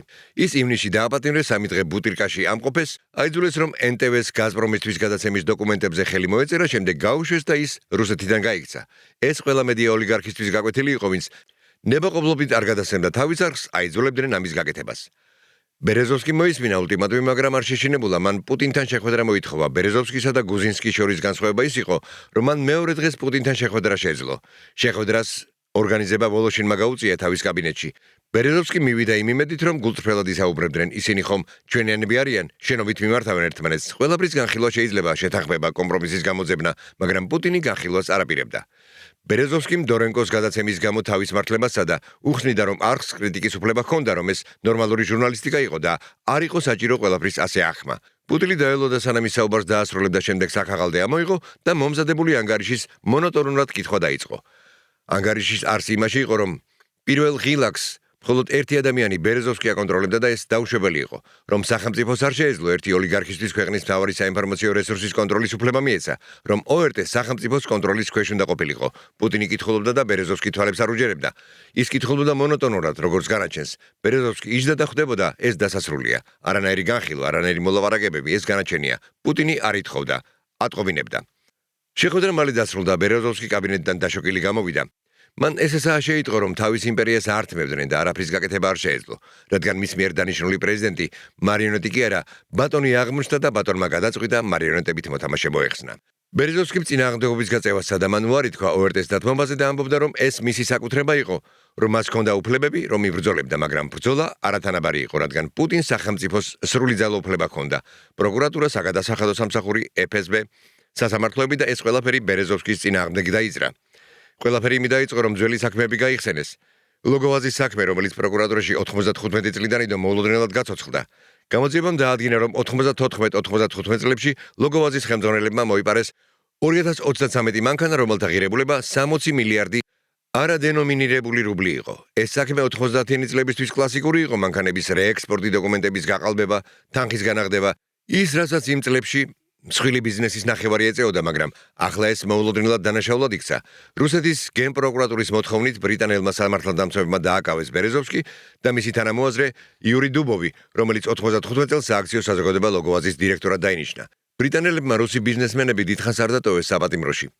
ბერეზოვსკისა და დუბოვის პირადი საქმის შესავლის შემდეგ ისინი 100,000 ფუნტი სტერლინგის გირაოთი გაათავისუფლეს, თუმცა მინიშნება ნათელი იყო. კრემლი სერიოზულად იყო განწყობილი. პარალელურად აეროფლოტის საქმეც ამოტივტივდა. 2007 წელს ბერეზოვსკის დაუსწრებლად მიესაჯა 6 წლით თავისუფლების აღკვეთა აეროფლოტიდან 214 მილიონი რუბლის მითვისებისა და 16 მილიონი რუბლის გათეთრებისთვის. სქემა ასეთი იყო. შვეიცარიული კომპანია Focus Services მეშვეობით, რომელსაც ბერეზოვსკის უკავშირებდნენ, ავიაკომპანიის ფული გამოჰქონდათ. ეს იყო 90-იანი წლების კლასიკური ოფშორული სქემა. ისევ და ისევ 90-იანი წლებში ყველა ასე იქცეოდა. საფასურის გადახდა კი მოუწიათ მათ, ვინც ხელში მოხვდათ. ბერეზოვსკი ხელში მოხვდათ თან არა მხოლოდ სისხლის სამართლის ბრალდებებით, არამედ პოლიტიკური ზეწოლის ბრალდებითაც. პუტინმა აგრძნობინა, ან ORT-ს დათმობ და პოლიტიკიდან წახვალ, ან ციხეში ჩაჯდები. არჩევანი აშკარა იყო. მაგრამ ბერეზოვსკის არ შეეძლო უბრალოდ დანებებულიყო. ეს ეწინააღმდეგებოდა მის ბუნებას, ის მთელი ცხოვრება იბრძოდა, რისკზე მიდიოდა, იმარჯვებდა. დანებება დამარცხების აღიარებას ნიშნავდა. ბერეზოვსკიმ კი არ იცოდა რა იყო წაგება. 2000 წლის ივლისში ბერეზოვსკიმ ნებაყოფლობით დატოვა სახელმწიფო დუმის დეპუტატის თანამდებობა. ოფიციალურად ახალ არჩეული პრეზიდენტის ვლადიმერ პუტინის რეფორმებთან უთანხმოებისა და დიდი ბიზნესის დაცვის სურვილის გამო. არაოფიციალურად კი მან გააცნობიერა, რომ დეპუტატის მანდატი აღარ დაიცავდა. სისხლის სამართლის საქმეები მრავლდებოდა, ზეწოლა ძლიერდებოდა. ბერეზოვსკი კვლავ ცდილობდა თამაშის გაგრძელებას, იძლეოდა ინტერვიუებს, რომლებშიც აკრიტიკებდა პუტინს, წერდა სტატიებს და აფინანსებდა ოპოზიციას, მაგრამ ეს სასიკვდილო აგონიას ჰყავდა. ის გრძნობდა, როგორ ეცლებოდა მიწა ფეხქვეშ. მისი ბიზნესი იშლებოდა, პარტნიორების ზურგს აქცევდნენ, კრემლში მისი კავშირები წყდებოდა. პუტინი მეთოდურად აძევებდა მას ქვეყნიდან. 2000 წლის 30 ოქტომბერს ბერეზოვსკი დანებდა. მან რუსეთი დატოვა, თავიდან ის საფრანგეთში გაფრინდა, შემდეგ კი ლონდონში გადავიდა. ოფიციალურად ის დროებითი მივლინება იყო, არაოფიციალურად სამუდამო. რადგან დასაბრუნებელი არ ჰქონდა, რუსეთში ხელბორკილები ელოდა. ლონდონში ბერეზოვსკი ლტოლვილი გახდა. 2001 წლის 27 ოქტომბერს მან გაერთიანებულ სამეფოში პოლიტიკური თავშესაფარი მოითხოვა. პროცესი თითქმის 2 წელი გაგრძელდა და 2003 წლის 10 სექტემბერს მისი მოთხოვნა დაკმაყოფილდა. ბრიტანელმა მოსამართლემ დაადგინა, რომ ბერეზოვსკი რუსეთში პოლიტიკური ნიშნით იდევნებოდა და შესაბამისად მას დაცვის უფლება ჰქონდა. ეს მოსკოვისთვის დარტყმა იყო. კრემლი ბერეზოვსკის ექსტრადიციას ითხოვდა, მას კრიმინალს თაღლიცა და ქურცს უწოდებდა, მაგრამ ლონდონმა უარი განაცხადა. 2003 წლის 1 ივნის ლონდონის სამაგისტრო სასამართლომ ექსტრადიციის მოთხოვნა უარყო იმ მოტივით, რომ ბერეზოვსკიმ პოლიტიკური თავშესაფარი ითხოვა და შესაბამისად ჟენევის კონვენციებით იყო დაცული. რუსეთი განრისხებული იყო, მაგრამ არაფრის გაკეთება არ შეეძლო. ბერეზოვსკი დიდ ბრიტანეთში დარჩა ყალბის სახელით პლატონ ელენინი. ამ სახელზე გაკეთებული პასპორტით და ახალი ცხოვრებით, რომელიც საერთოდ არ შეესაბამებოდა იმას, რასაც თავად გეგმავდა. ლონდონში ბერეზოვსკი თავის აჩრდილად იქცა. ყველაფერი, რაც მოსკოვში დიდი და თვალის მომჭრელი იყო, აქ პატარა და უმნიშვნელო გახდა. რუსეთში ის ოლიგარქი, ნაცრისფერი კარდინალი იყო, ადამიანი, რომელსაც ნებისმიერი საკითხის ერთი სატელეფონო ზარით მოგვარება შეეძლო. ლონდონში ის უბრალოდ მდიდარი რუსი ემიგრანტი იყო, მრავალთაგან ერთ-ერთი, თუმცა პოლიტიკური თავშესაფრითა და დანაშაულებრივი წარსულით. თუმცა ეს წონას არ მატებდა. პირიქით. ბერეზოვსკი ცდილობდა ოპოზიცია ეთამაშა საზღვარგარეთიდან, ის აფინანსებდა პუტინის კრიტიკოსებს, აწყობდა კონფერენციებს, აძლევდა ინტერვიუებს და წერდა სტატიებს. 2010 წლის ბოლოს მისი ფულით იური ფელშტინსკიმ და ალექსანდრე ლიტვინენკომ დაწერეს წიგნი FSB აფეთქებს რუსეთს, რომელშიც ფაქტობრივად რუსეთის ხელისუფლება 99 წლის სექტემბერში მოსკოვში მომხდარი ტერორისტული თავდასხმების ორგანიზებაში დაადანაშაულეს. წიგნი პროვოკაციული და სკანდალური იყო, მაგრამ მცირე მტკიცებულებებს შეიცავდა, სამაგიეროდ ის სავსე იყო ემოციებითა და შეთქმულების თეორიებით. ბერეზოვსკი წიგნს ავრცელებდა, მედიაში წინა პლანზე სწევდა იმ იმედით, რომ ეს დარტყმას მიაყენებდა პუტინის რეჟიმს, მაგრამ რეჟიმმა ეს ვერც კი შეამჩნია, რადგან წიგნი უბრალოდ არ გამოსცეს რუსეთში. დასავლეთში კი ბევრი არ ინტერესდებოდა მისით. ბერეზოვსკიმ ემიგრაციიდანსა და პოლიტიკური პარტიების შექმნა. ლიბერალური რუსეთი პროექტი, რომელსაც ოპოზიცია უნდა გაერთიანებინა, მაგრამ პროექტი ჩაიშალა. პარტია მხოლოდ ქაღალზე არსებობდა და არავითარი რეალური გავლენა არ ჰქონდა რუსეთში. ბერეზოვსკი PR კამპანიებში მონაწილეობდა ჩეჩენ საველე მეთაურ ახმედ ზაკაევთან ერთად, რომელსაც ასევე პოლიტიკური თავშესაფარი მიეცა ლონდონში. ისინი ერთობლივ ინტერვიუებს იძლეოდნენ, გამოვიდნენ კონფერენციებზე და პირდებოდნენ პუტინის რეჟიმის წინააღმდეგ ბრძოლას, მაგრამ ეს უფრო აბსურდის თეატრს გავდა, ვიდრე რეალურ პოლიტიკას. ლონდონში ორი დევნილი განიხილავდა, თუ როგორ დაამხობდნენ რუსეთის ხელისუფლებას. ეს ერთდროულად სასაცილოც იყო და სამწუხაროც. 2004 წელს ბერეზოვსკიმ მხარი დაუჭირა ნარინჯისფერ რევოლუციას უკრაინაში, ჩადიოდა კიევში, ხვდებოდა ოპოზიციის წარმომადგენლებს და აძლევდა ფულს. ვიქტორ იუშენკომ გაიმარჯვა და პრეზიდენტი გახდა, მაგრამ ბერეზოვსკის ამანაც არაფერი მისცა. უკრაინა წავიდა თავისი გზით, ბერეზოვსკი კი დარჩა ლონდონში თავისი პრობლემებით. პრობლემებმა იმატა. რუსეთის გენპროკურატურამ ბერეზოვსკის წინააღმდეგ 1997 წლიდან 2013 წლამდე 11 სისხლის სამართლის საქმე აღძრა. 11. თაღლითობა, ავტომობილების ხურდობა, ფულის გათეთრება, აეროფლოტის სახსრების გაფლანკვა და ყველაზე სერიოზული სისხლის სამართლის კოდექსის 278 მუხლი. ქმედებები, რომლებიც მიზნად ისახავს ძალაუფლების ძალადობრივ ხელში ჩაგდებას ან ძალაუფლების ძალადობრივ შენარჩუნებას კონსტიტუციის დარღვევით. ასევე ქმედებები, რომლებიც მიზნად ისახავს კონსტიტუციური წესრიგის ძალადობრივ შეცვლას. ეს ქმედებები 12-დან 20 წლამდე ვადით თავისუფლების აკვეთას ითვალისწინებდა. ბერეზოვსკი ბრალიდებოდა სახელმწიფო გადატრიალების ორგანიზების მცდელობასა და ოპოზიციის დაფინანსებაში მთავრობის დამხობის მიზნით. მტკიცებულება ცოტა იყო, მაგრამ იყო ბევრი პოლიტიკა. პუტინს სურდა, რომ ბერეზოვსკი მთელი ცხოვრება დამნაშავედ დარჩენილიყო და მან თავისას მიაღწია. ბერეზოვსკი ინტერპოლის მეშვეობით საერთაშორისო ძებნელთა სიაში შეიყვანეს. რუსეთი არაერთხელ ითხოვდა მის ექსტრადიციას როგორც დიდი ბრიტანეთისგან, ასევე ლატვიისგან. რომელმაც 2006 წელს ბერეზოვსკი პერსონა ნონ გრატად გამოაცხადა, მაგრამ არავის გადაუცია ის. ბერეზოვსკი ლონდონში რჩებოდა ბრიტანეთის სასამართლო სისტემის დაცვის ქვეშ და ნელ-ნელა გადადიოდა ჭკუიდან უძლურების გამო. რადგან ბერეზოვსკისთვის ყველაზე ცუდი არც სისხლის სამართლებრივი დევნა იყო, არც საერთაშორისო ძებნა და არც კრიმინალის იარლიყი. ყველაზე ცუდი იყო უძლურება. რუსეთში ის მიჩვეული იყო პრობლემების ერთი სატელეფონო ზარით მოგვარებას. ფული, კავშირები, გავლენა, ეს ყველაფერი მუშაობდა. ლონდონში არაფერი მუშაობდა, მას შეეძლო ეყვირა, რომ პუტინი დიქტატორი იყო, მას შეეძლო სტატიების წერა კრემლში არსებული კორუფციის შესახებ, მას შეეძლო ოპოზიციის დაფინანსება, მაგრამ არაფერი იცვლებოდა. პუტინი აძლიერებდა თავის ძალაუფლებას, რუსეთი თავისი გზით მიდიოდა, ბერეზოვსკი დავიწყებული იმიგრანტი ხდებოდა. რომელიც მხოლოდ მაშინ ახსენდებოდათ, როცა ლონდონში კიდევ ერთ რუსეთიდან გაქცეულს წამლავდნენ, მაგალითად ალექსანდრე ლიტვინენკოს. 2006 წლის ნოემბერში ლონდონში სასიკვდილოდ მოწამლეს ალექსანდრე ლიტვინენკო, რომელიც FSB-ს ყოფილი თანამშრომელი და ბერეზოვსკის ძველი ნაცნობი იყო. ლიტვინენკო ბერეზოვსკისთვის 90-იანი წლების ბოლოდან მუშაობდა, მისი დაცვის უფროსი იყო, ეხმარებოდა გამოძიებებში და წერდა წიგნებს. 98 წელს ოლიგარქზე თავდასხმის მცდელობის შემდეგ FSB-მ საშა უბრალოდ მიამაგრა ბერეზოვსკის. ეს მისი სამსახური იყო. იხსენებდა ლიტვინენკოს ქვრივი. ისინი ახლოს იყვნენ და როცა ლიტვინენკო პოლონიუმ 210-ით მოწამლეს, ბერეზოვსკი განრისხებული იყო. მოწამვლაში ბრიტანელების ეჭვმიტანილები არიან რუსები, ანდრეი ლუგოვი და დიმიტრი კოვტუნი. მოსამართლე რობერტ ოუენმა, რომელმაც საქმის ღია მოსმენები ჩაატარა, განაცხადა, რომ დარწმუნებული იყო მათ დანაშაულში. ბერეზოვსკიმ რუსეთის წინააღმდეგ სანქციების დაწესება მოითხოვა, რადგან თვლიდა, რომ ლიტვინენკოს მკვლელობაზე კრემლი იყო პასუხისმგებელი. ის აძლევდა ინტერვიუებს, ადანაშაულებდა პუტინს და ითხოვდა გამოძიებას, მაგრამ რუსეთი ყველაფერს უარყოფდა. ლუგოვოი სახელმწიფო დუმის დეპუტატი გახდა და დეპუტატის ხელშეუხებლობა მიიღო. კოვტუნი მშვიდად ცხოვრობდა რუსეთში. საქმე ჩიხში შევიდა და ბერეზოვსკი მიხვდა, რომ დიდი ბრიტანეთის ტერიტორიაზე მისი მოკავშირის მკვლელობაც კი ვერ აიძულებდა დასავლეთს ემოქმედა, რადგან დასავლეთს რუსი ემიგრანტები არ აინტერესებდა. გაზი და ნავთობი უფრო მნიშვნელოვანი იყო. 2007 წლის ივლისში ბრიტანულმა მედიამ გაავრცელა ინფორმაცია, რომ ლონდონში აღკვეთეს თავად ბერეზოვსკიზე თავდასხმა. სკოტლანდ იარდმა ოფიციალურად განაცხადა, რომ სავარაუდო მკვლელი რუსეთიდან ბავშვთან ერთად ჩამოვიდა და 21 ივნისს პოლიციამ ის დააკავა. ის რუსეთში დეპორტირებულ იქნა და დიდ ბრიტანეთში შესვლა ეკრძალა. დეტალები არ გახმაურებულა, მაგრამ ფაქტი ფაქტად რჩება. ბერეზოვსკიზე ნადირობდნენ. ლონდონშიც კი ბრიტანეთის სპეცსამსახურების მფარველობის ქვეშ ის უსაფრთხოდ არ იყო და ეს ანგრევდა მას მორალურად, რადგან ესმოდა, ადრე თუ გვიან მას მიწვდებოდნენ. აქ თუ არა სადმე სხვაგან, ახლა თუ არა მოგვიანებით. პუტინი არ არის ის, ვინც პატიობს. ბერეზოვსკიმ ძალიან ბევრი იცოდა, ძალიან ბევრს ლაპარაკობდა, ძალიან ხმამაღლა აკრიტიკებდა. ის რეჟიმისთვის მოსიარულე საფრთხეს წარმოადგენდა და რეჟიმი ადრე თუ გვიან ამ საფრთხეს აღმოფხრიდა. ბერეზოვსკიმ სცადა წინააღმდეგობის გაწევა, მან შექმნა წიგნებისა და სტატიების მთელი კრებული.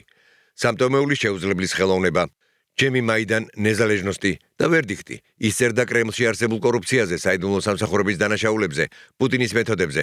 დაუსრულებლად აძლევდა ინტერვიუებს დასავლურ მედიას, ცდილობდა ყურადღება მიეპყრო იმაზე, თუ რა ხდებოდა რუსეთში. მაგრამ დასავლეთი არ უსმენდა, რადგან დასავლეთს არ აინტერესებდა. ბერეზოვსკი უბრალოდ კიდევ ერთი რუსი გაქცეული ოლიგარქი იყო, რომელმაც დაკარგა ძალაუფლება და ახლა მის დაბრუნებას მედიის მეშვეობით ცდილობდა. ასეთი ლონდონში ბევრი იყო. არავის ჯეროდა, რომ ბერეზოვსკი სიმართლეს ამბობდა, რადგან რეპუტაცია შელახული ჰქონდა. კრიმინალური კავშირები, თაღლითობა, ჩეჩენ ბოევიკებთან კავშირები, მკვლელობები. ეს ყველაფერი მას მძიმე ტვირთად დაწვა. მაშინაც კი, როდესაც ის პუტინზე სიმართლეს ამბობდა, არავინ უსმენდა, რადგან დამნაშავი სიტყვებს წონა არ აქვს. ბერეზოვსკის ნელ-ნელა ეცლებოდა მიწა ფეხქვეშ. რუსეთში ბიზნესი დაკარგა. ORT-ზე კონტროლი ჯერ კიდევ 2001 წელს ჩამოართვეს, ავტოვაზის აქციების გაყიდვა კაპიკებად მოუწია. მედია იმპერია დაიშალა. მხოლოდ დასავლურ აქტივებში ჩადებული ფული დარჩა, მაგრამ ისინიც ნელ-ნელა ქრებოდა, რადგან ლონდონში ოლიგარქის ცხოვრება წარმოუდგენლად ძვირიჯდებოდა. სასახლეები, დაცვა, ადვოკატები, საყვარლები, განქორწინებები, პოლიტიკური პროექტები, ეს ყველაფერი მილიონებში თანთქავდა. ახალი ფული კი არ ემატებოდა. ბერეზოვსკი მეტად ვეღარ შოულობდა ფულს, ის მხოლოდ ხარჯავდა და ნელ-ნელა ღარიბდებოდა. 2008 წელს შვეიცარიის ფედერალურმა სისხლის სამართლის ტრიბუნალმა გამოიტანა გადაწყვეტილება ფულადის აღსრების კონფისკაციის შესახებ იმ ანგარიშებიდან, რომელთა ბენეფიციარიც ბერეზოვსკი იყო. რუსეთის პროკურატურამ მიაღწია იმას, რომ საფრანგეთში დააპატიმრეს ბერეზოვსკის აქტივები.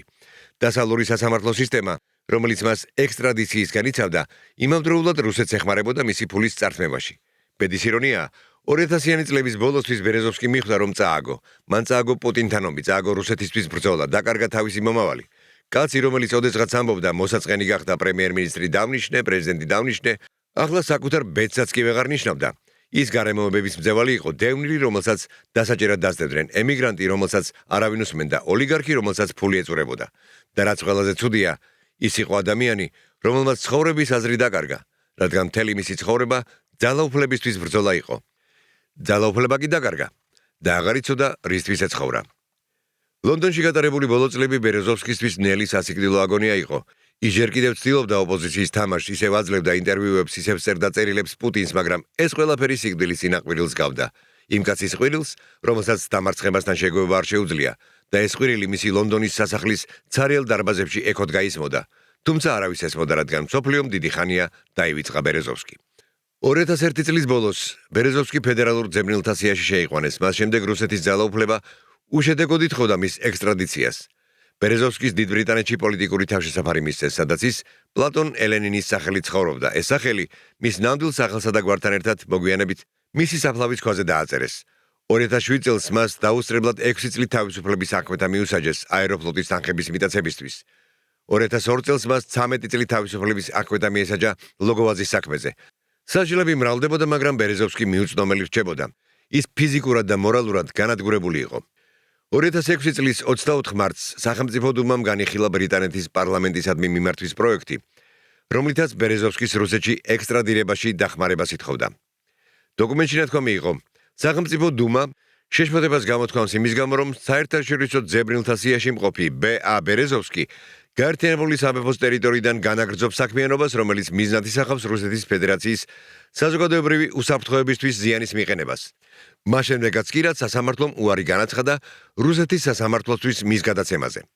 ბერეზოვსკი კითხულობდა ამ სიტყვებს და ხვდებოდა, რომ ის ამოშალეს ისტორიიდან. ის პერსონა ნონ გრატა გახდა არა მხოლოდ ლატვიაში, არამედ საკუთარ ქვეყანაშიც. არბატის ქუჩიდან მოსულ მათემატიკოსს, რომელსაც რუსეთის ყიდვა სურდა, ახლა სამშობლოში დაბრუნებაც კი აღარ შეეძლო. ემიგრაციაში ბერეზოვსკის ცხოვრება ჯაშუშური და პიკარესკული რომანის ნაზავს დაემსგავს სასახელების ცვლილებით. ბერეზოვსკიდან ელენინამდე სახეებით მორიგი სასამართლო პროცესის შემდეგ ის ქუჩაში პუტინის ნიღმით გამოჩნდა და პოლიტიკური თავგადასავლებით, საარჩევნო კამპანიების დროს საქართველოსა და უკრაინაში ვიზიტებით, ბრაზილიაში ფულის გათეთრების ბრალდებებით და გარდაცვლილი მეგობრებისა და ყოფილი პარტნიორების აქტივებთან დაკავშირებული მტკივნეული სამართლებრივი დავებით. ბოლო წლებში სწორედ პუტინი იყო ბერეზოვსკის მთავარი გამღიზიანებელი.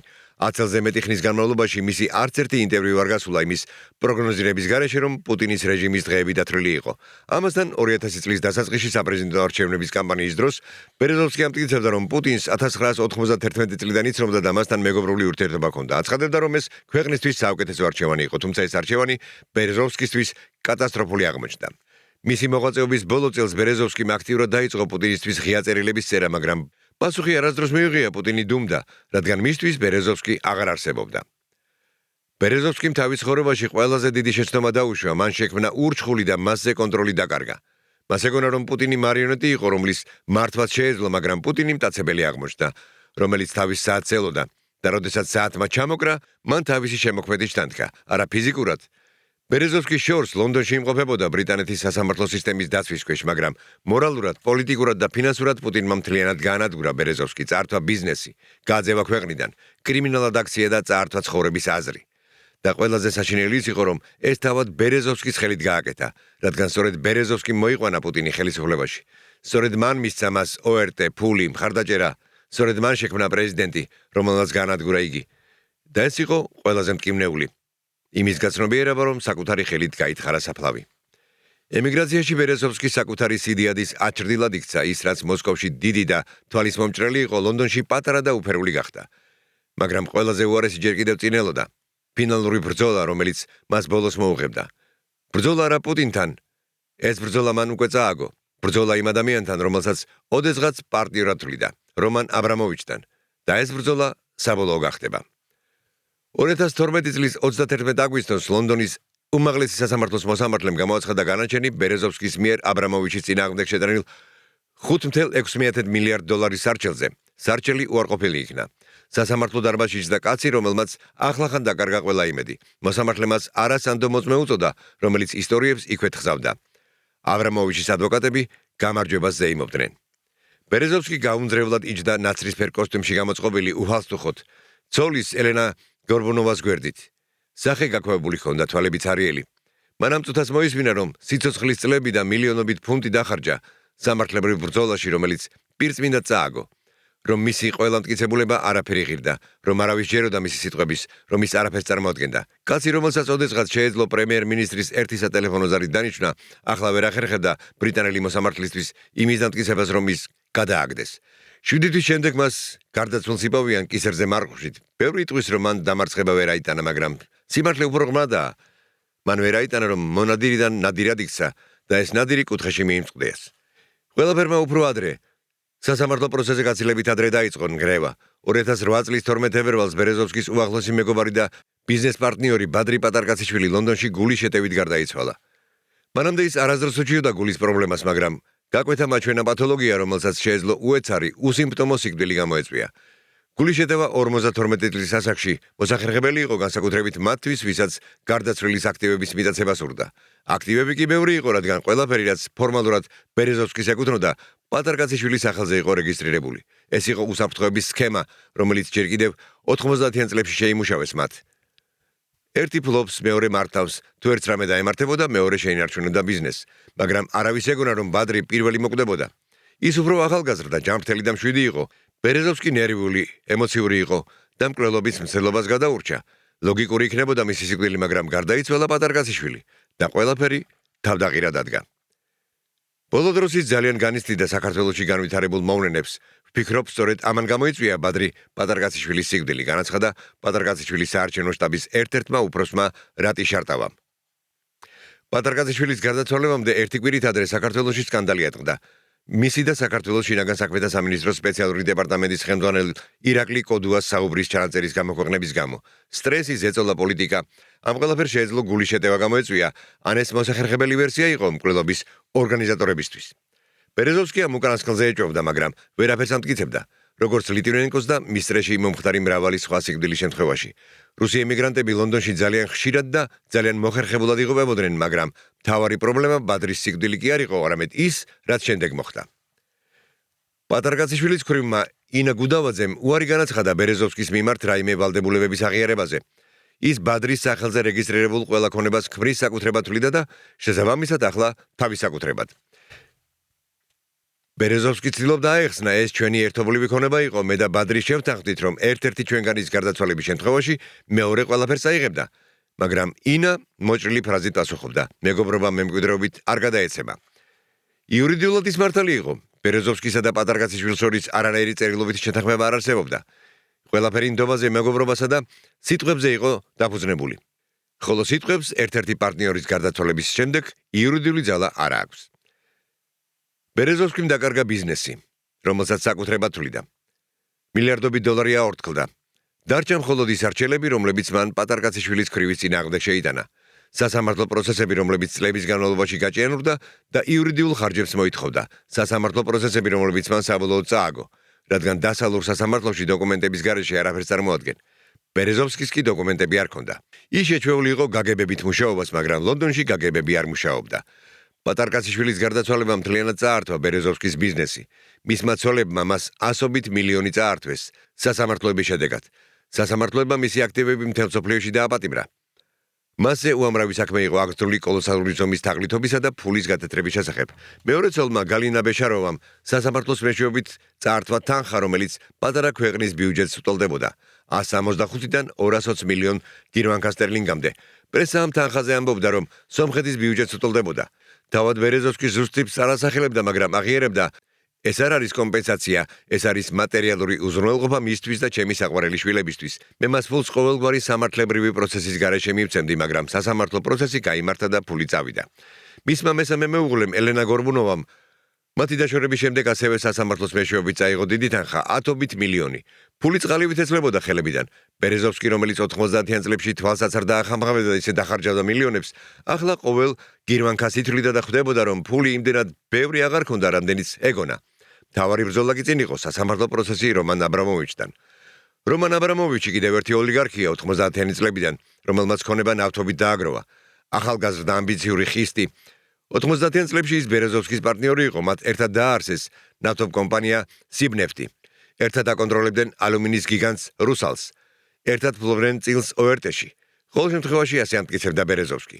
აბრამოვიჩი საპირისპირო სამტკიცებდა, პარტნიორობა არ არსებობდა, ბერეზოვსკი უბრალოდ უზრუნველყოფდა ბიზნესის კრიშას და ამისთვის ანაზღაურებას იღებდა. 90-იანი წლების კლასიკური სქემა უხდი ავტორიტეტს, რომ მან მოაგვაროს პრობლემები ხელისუფლებასთან, კონკურენტებთან და ყაჩაღებთან. ერთი და იმავე ისტორიის ორი ვერსია, მაგრამ ორივე დამაჯერებლად ჟღერდა, რადგან 90-იან წლებში პარტნიორობას და კრიშას შორის ძალიან თხელი ზღვარი გადიოდა. ზოგჯერ კი საერთოდ არ არსებობდა. ბერეზოვსკი დარწმუნებული იყო, რომ აბრამოვიჩმა ის გადააგდო. მან ისარგებლა ბერეზოვსკის მიერ პუტინთან კონფლიქტის შემდეგ კრემლში გავლენის დაკარგვით, გაიქცა ლონდონში და წაართვა ბიზნესი. აბრამოვიჩი დარწმუნებული იყო, რომ მან უბრალოდ შეწყვიტა კრიშისთვის ფულის გადახდა, როდესაც ის საჭირო აღარ იყო. ორი სიმართლე, ერთი სასამართლო პროცესი. ბერეზოვსკი ამტკიცებდა, რომ პატარკაციშვილთან ერთად ფლობდა ტელეკომპანია ORT-ს აქციებს 49%-ს, უფლებას სიბნეთის აქციების 43.5%-ზე და რუსელის 25%-ს. მოსარჩელე ცდილობდა დაემტკიცებინა, რომ აბრამოვიჩის ზეწოლის შედეგად 2009-2020 წლებში იგი იძულებული გახდა გაეყიდა თავისი წილები სიბნებსა და რუსალში საბაზრო ღირებულებაზე მნიშვნელოვან დავალფასად. ბერეზოვსკიმ სიბნებში თავისი წილის სანაცვლოდ 1.3 მილიარდი დოლარი მიიღო, 2005 წელს კი გაზპრომმა კომპანია 13.1 მილიარდ დოლარად შეიძინა. მარტივი არითმეტიკა ცხადყოფდა, რომ თუ ბერეზოვსკის 43.5% ეკუთვნოდა, მას დაახლოებით 5.5 მილიარდი დოლარი უნდა მიიღო, მაგრამ მან 1.3 მილიარდი დოლარი მიიღო. სხვავამ 4 მილიარდ დოლარზე მეტია. პლუს მისი წილი რუსალსა და ORT-ში. საერთო ჯამში ბერეზოვსკიმ აბრამოვიჩისგან 5.6 მილიარდი დოლარი მოითხოვა. მილიარდერებისთვისაც კი ასტრონომიული თანხაა. ბერეზოვსკის ვერსიით აბრამოვიჩმა ისარგებლა ცვალებადი პოლიტიკური კლიმატით, ბერეზოვსკის კრემლში გავლენის დაკარგვით და ლონდონში ემიგრაციით, რათა მას პერსპექტიული აქტივები იაფად გაეყიდა. ბერეზოვსკი ამტკიცებდა, რომ აბრამოვიჩთან შეხვედრები 2000 წლის აგვისტოდან 2001 წლის მაისამდე პერიოდში შედგა, როდესაც გაირკვა, რომ პუტინი ბერეზოვსკის რუსეთიდან გაძევებას აიძულებდა. აბრამოვიჩი თითქოს ეუბნებოდა, თუ არ გაყიდი, პუტინი ყველაფერს წაიღებს და ვერაფერს მიიღებ. მომყიდე, რაღაცას მაინც მიიღებ. ეს იყო ზეწოლა, შანტაჟი. ბერეზოვსკი კუთხეში მიიმწყდეს და არა ხელსაყრელ გარიგებაზე დათანხმდა. ასე ჟღერდა ბერეზოვსკის ვერსია. აბრამოვიჩი ამას სრულად უარყოფდა. მისი სიტყვების თანახმად ბერეზოვსკი არასდროს ყოფილა ბიზნესის რეალური თანამფლობელი და თანხებს მხოლოდ 90-იან წლებში რუსეთში არსებული სტანდარტული კრიშისა და ლობისტური მომსახურებისთვის იღებდა. როდესაც ბერეზოვსკიმ კრემლში გავლენა დაკარგა, მისი მომსახურება არასაჭირო გახდა და აბრამოვიჩმა შეწყვიტა გადახდა. ყველაფერი კანონის ფარგლებში იყო, არანაირი მოტყუება, არანაირი ზეწოლა, მხოლოდ ბიზნესი. სასამართლო პროცესი 2011 წლის ოქტომბერში დაიწყო. ბერეზოვსკიმ სარჩელი 2007 წელს შეიტანა, როდესაც აბრამოვიჩი ჩუკოტკის გუბერნატორი იყო. ოფიციალური წარმოება მხოლოდ მას შემდეგ დაიწყო, რაც ბერეზოვსკიმ აბრამოვიჩს პირადად გადასცა ლონდონში ჰერმესის მაღაზიაში სასამართლოში გამოძახების ფურცელი. ეს სცენა თითქოს პირდაპირ მრძაფ სიუჟეტიანი ფილმიდან იყო აღებული. დოლჩე და გაბანაში შოპინგის დროს ბერეზოვსკი მეზობელ ჰერმესის მაღაზიაში შენიშნა აბრამოვიჩი და მაშინვე გაგზავნა თავისი მცველები ლიმუზინიდან საჭირო დოკუმენტების მოსატანად. შემდეგ ბერეზოვსკი შევიდა მაღაზიაში, მაგრამ აბრამოვიჩის დაცვის თანამშრომლებმა ხელი შეუშალეს. სანამ ბერეზოვსკის დაცვა საქმეებს აგვარებდა, მათთან ყოფილმა ოლიგარქმა მაინც მოახერხა თავის ყოფილ პარტნიორთან შესვლა და გადასცა სასამართლოში გამოცხადების ფურცელი. აბრამოვიჩი შეეცადა წასვლას, მაგრამ უკვე გვიანი იყო. სასამართლო პროცესი დაიწყო და წლების მანძილზე გაჭიანურდა. სასამართლო პროცესი 2012 წლის იანვარში დასრულდა, მაგრამ გადაწყვეტილების გამოცხადება რამდენჯერმე გადაიდო. თითოეულ მხარეს დაახლოებით 20 ადვოკატი წარმოადგენდა. ბერეზოვსკიმ ადვოკატებზე მილიონობით ფუნტი დახარჯა, აბრამოვიჩმა იმდენივე.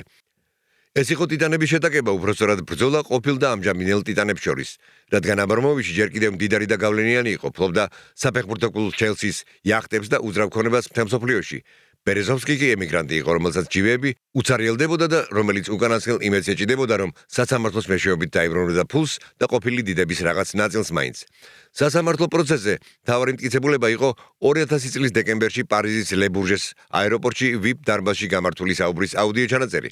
საუბარში მონაწილეობდნენ ბერეზოვსკი, აბრამოვიჩი და გარდაცვლილი ბადრი პატარკაციშვილი. ჩანაწერი პატარკაციშვილის დავალებით გაკეთდა.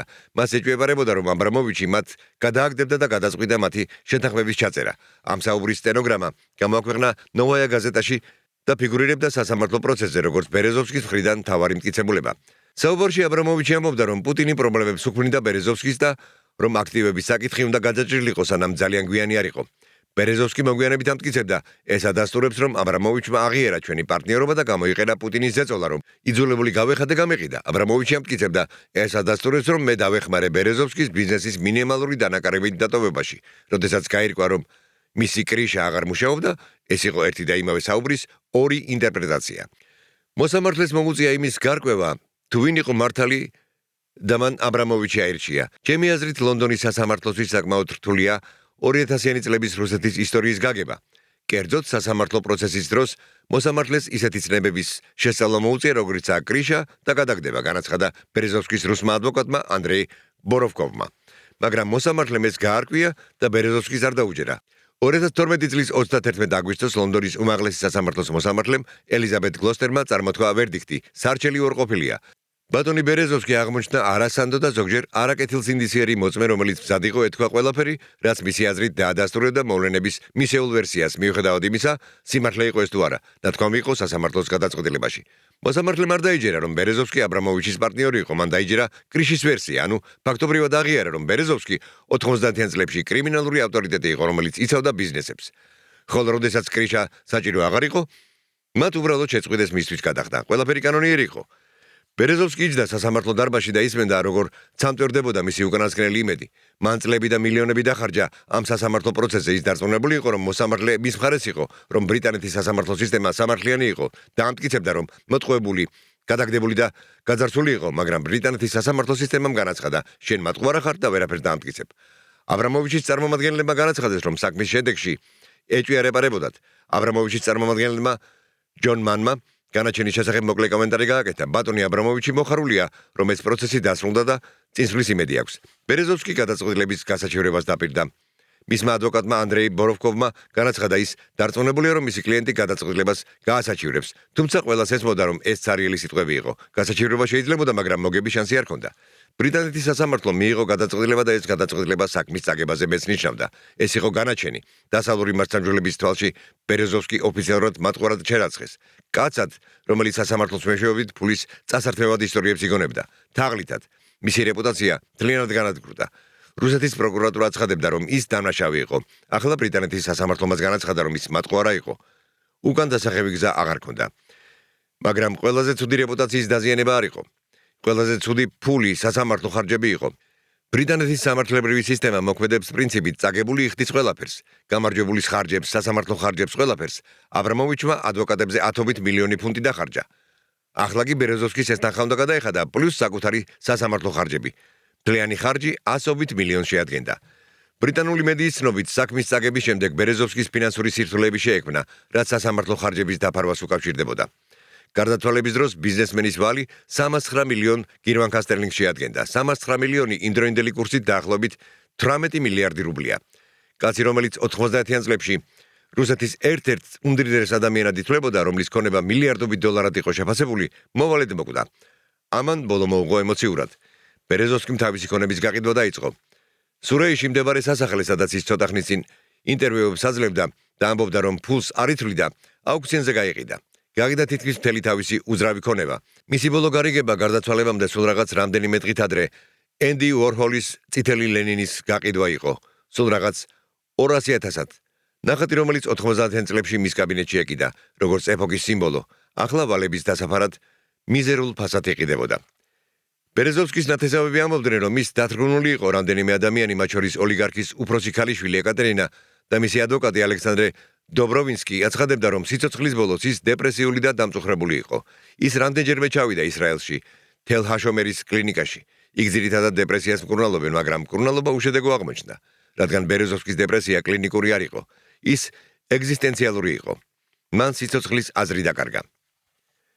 ბოლო ინტერვიუ ბერეზოვსკიმ გარდაცვალებამდე ერთი დღით ადრე მისცა, 2013 წლის 22 მარტს. ის ლონდონში სასტუმრო Four Seasons-ში ჟურნალისტ ილია ჟიგულევს შეხვდა. მას კოსტიუმზე უცვლელი ელეგანტური შავი შარფი ეკეთა. ბერეზოვსკი ცოტა მოგვიანებით მივიდა. როგორ გრძნობ თავს? კითხა ჟურნალისტმა. გმადლობთ კარგად. რატომ ეკითხებით? გაღიზიანებული დაინტერესდა ბერეზოვსკი. მათ დაახლოებით 1 საათი ისაუბრეს და ის რაც ბერეზოვსკიმ თქვა, საშინელება იყო. მან თქვა, რომ შეცვალა რეალობის შეფასება, მათ შორის რუსეთში დემოკრატიის მშენებლობის შესაძლებლობის, მისი ინერტულობის არასაკმარისად შეფასებისა და დასავლეთის მნიშვნელოვნების გადაჭარბების გამო. ის ამბობდა, რომ ნანობდა ემიგრაციაში წასვლას. რუსეთში რომ დარჩენილიყავით, ახლა ციხეში ხდებოდით, ეს გსურთ? კითხა ჟურნალისტმა. ახლა როდესაც ვიხსენებ, თუ როგორ გავატარე წლები ლონდონში, ამ კითხვაზე პასუხი არ მაქვს. ხოდორკოვსკიმ თავი შეინარჩუნა. ეს არ ნიშნავს, რომ მე თავი დავკარგე, მაგრამ გაცილებით მეტი გადაფასება და იმედგაცრუება განვიცადე. ბერეზოვსკი ამბობდა, რომ სიცოცხლის აზრი დაკარგა, რომ სიცოცხლის მიზეზს ვეღარ ხედავდა, რომ დაიღალა ბრძოლით, ემიგრაციით, მარტოობით. ის ნამდვილად დაიღალა ცხოვრებით, რადგან დაკარგა რუსეთში მიმდინარე მოვლენებზე რამენაირად გავლენის მოხდენის შესაძლებლობა. იხსენებდა მოგვიანებით მისი ერთ-ერთი მეგობარი. მისი გარდაცვალების შემდეგ მაჩვენეს მისი ფოტო, რომელიც ოლიგარქის გარდაცვალებამდე ერთი დღით ადრე იყო გადაღებული. მასზე ის თავის ახალგაზრდა საყვარლის გვერდით იყო გამოსახული, რომელიც იმ დროს ჯერ კიდევ არასრულწლოვანი იყო. ეს იყო დაღლილი კაცის სახე, რომელმაც ცხოვრებისადმი ყოველგვარი ინტერესი დაკარგა. ბერეზოვსკი წერილებს წერდა პუტინს, მონანიების წერილებს, რომლებშიც ის აღიარებდა თავის შეცდომებს, ითხოვდა პატიებას და ევედრებოდა რუსეთში დაბრუნების შესაძლებლობა მიეცა. გარდაცვალებამდე ცოტა ხნით ადრეც მისერა ბერეზოვსკიმ პუტინს აღიარა თავის შეცდომები, გამოხატა სინანული და სთხოვა რუსეთში დაბრუნების შანსი მიეცა, მაგრამ პუტინს არასდროს გაუწია პასუხი. მისთვის ბერეზოვსკი აღარ არსებობდა და ეს ნებისმიერ განაჩენზე უფრო უარესი იყო. 2013 წლის 23 მარტს 15 საათსა და 18 წუთზე ბერკშირის შტატის ქალაქ ასკოტში სასწრაფო დახმარების სამსახურში ზარი შევიდა. ზარი ბორის ბერეზოვსკის მცველისგან, ავი ნავამასგან, ისრაელის სადაზვერვო სააგენტო მოსადის ყოფილი აგენტისგან იყო.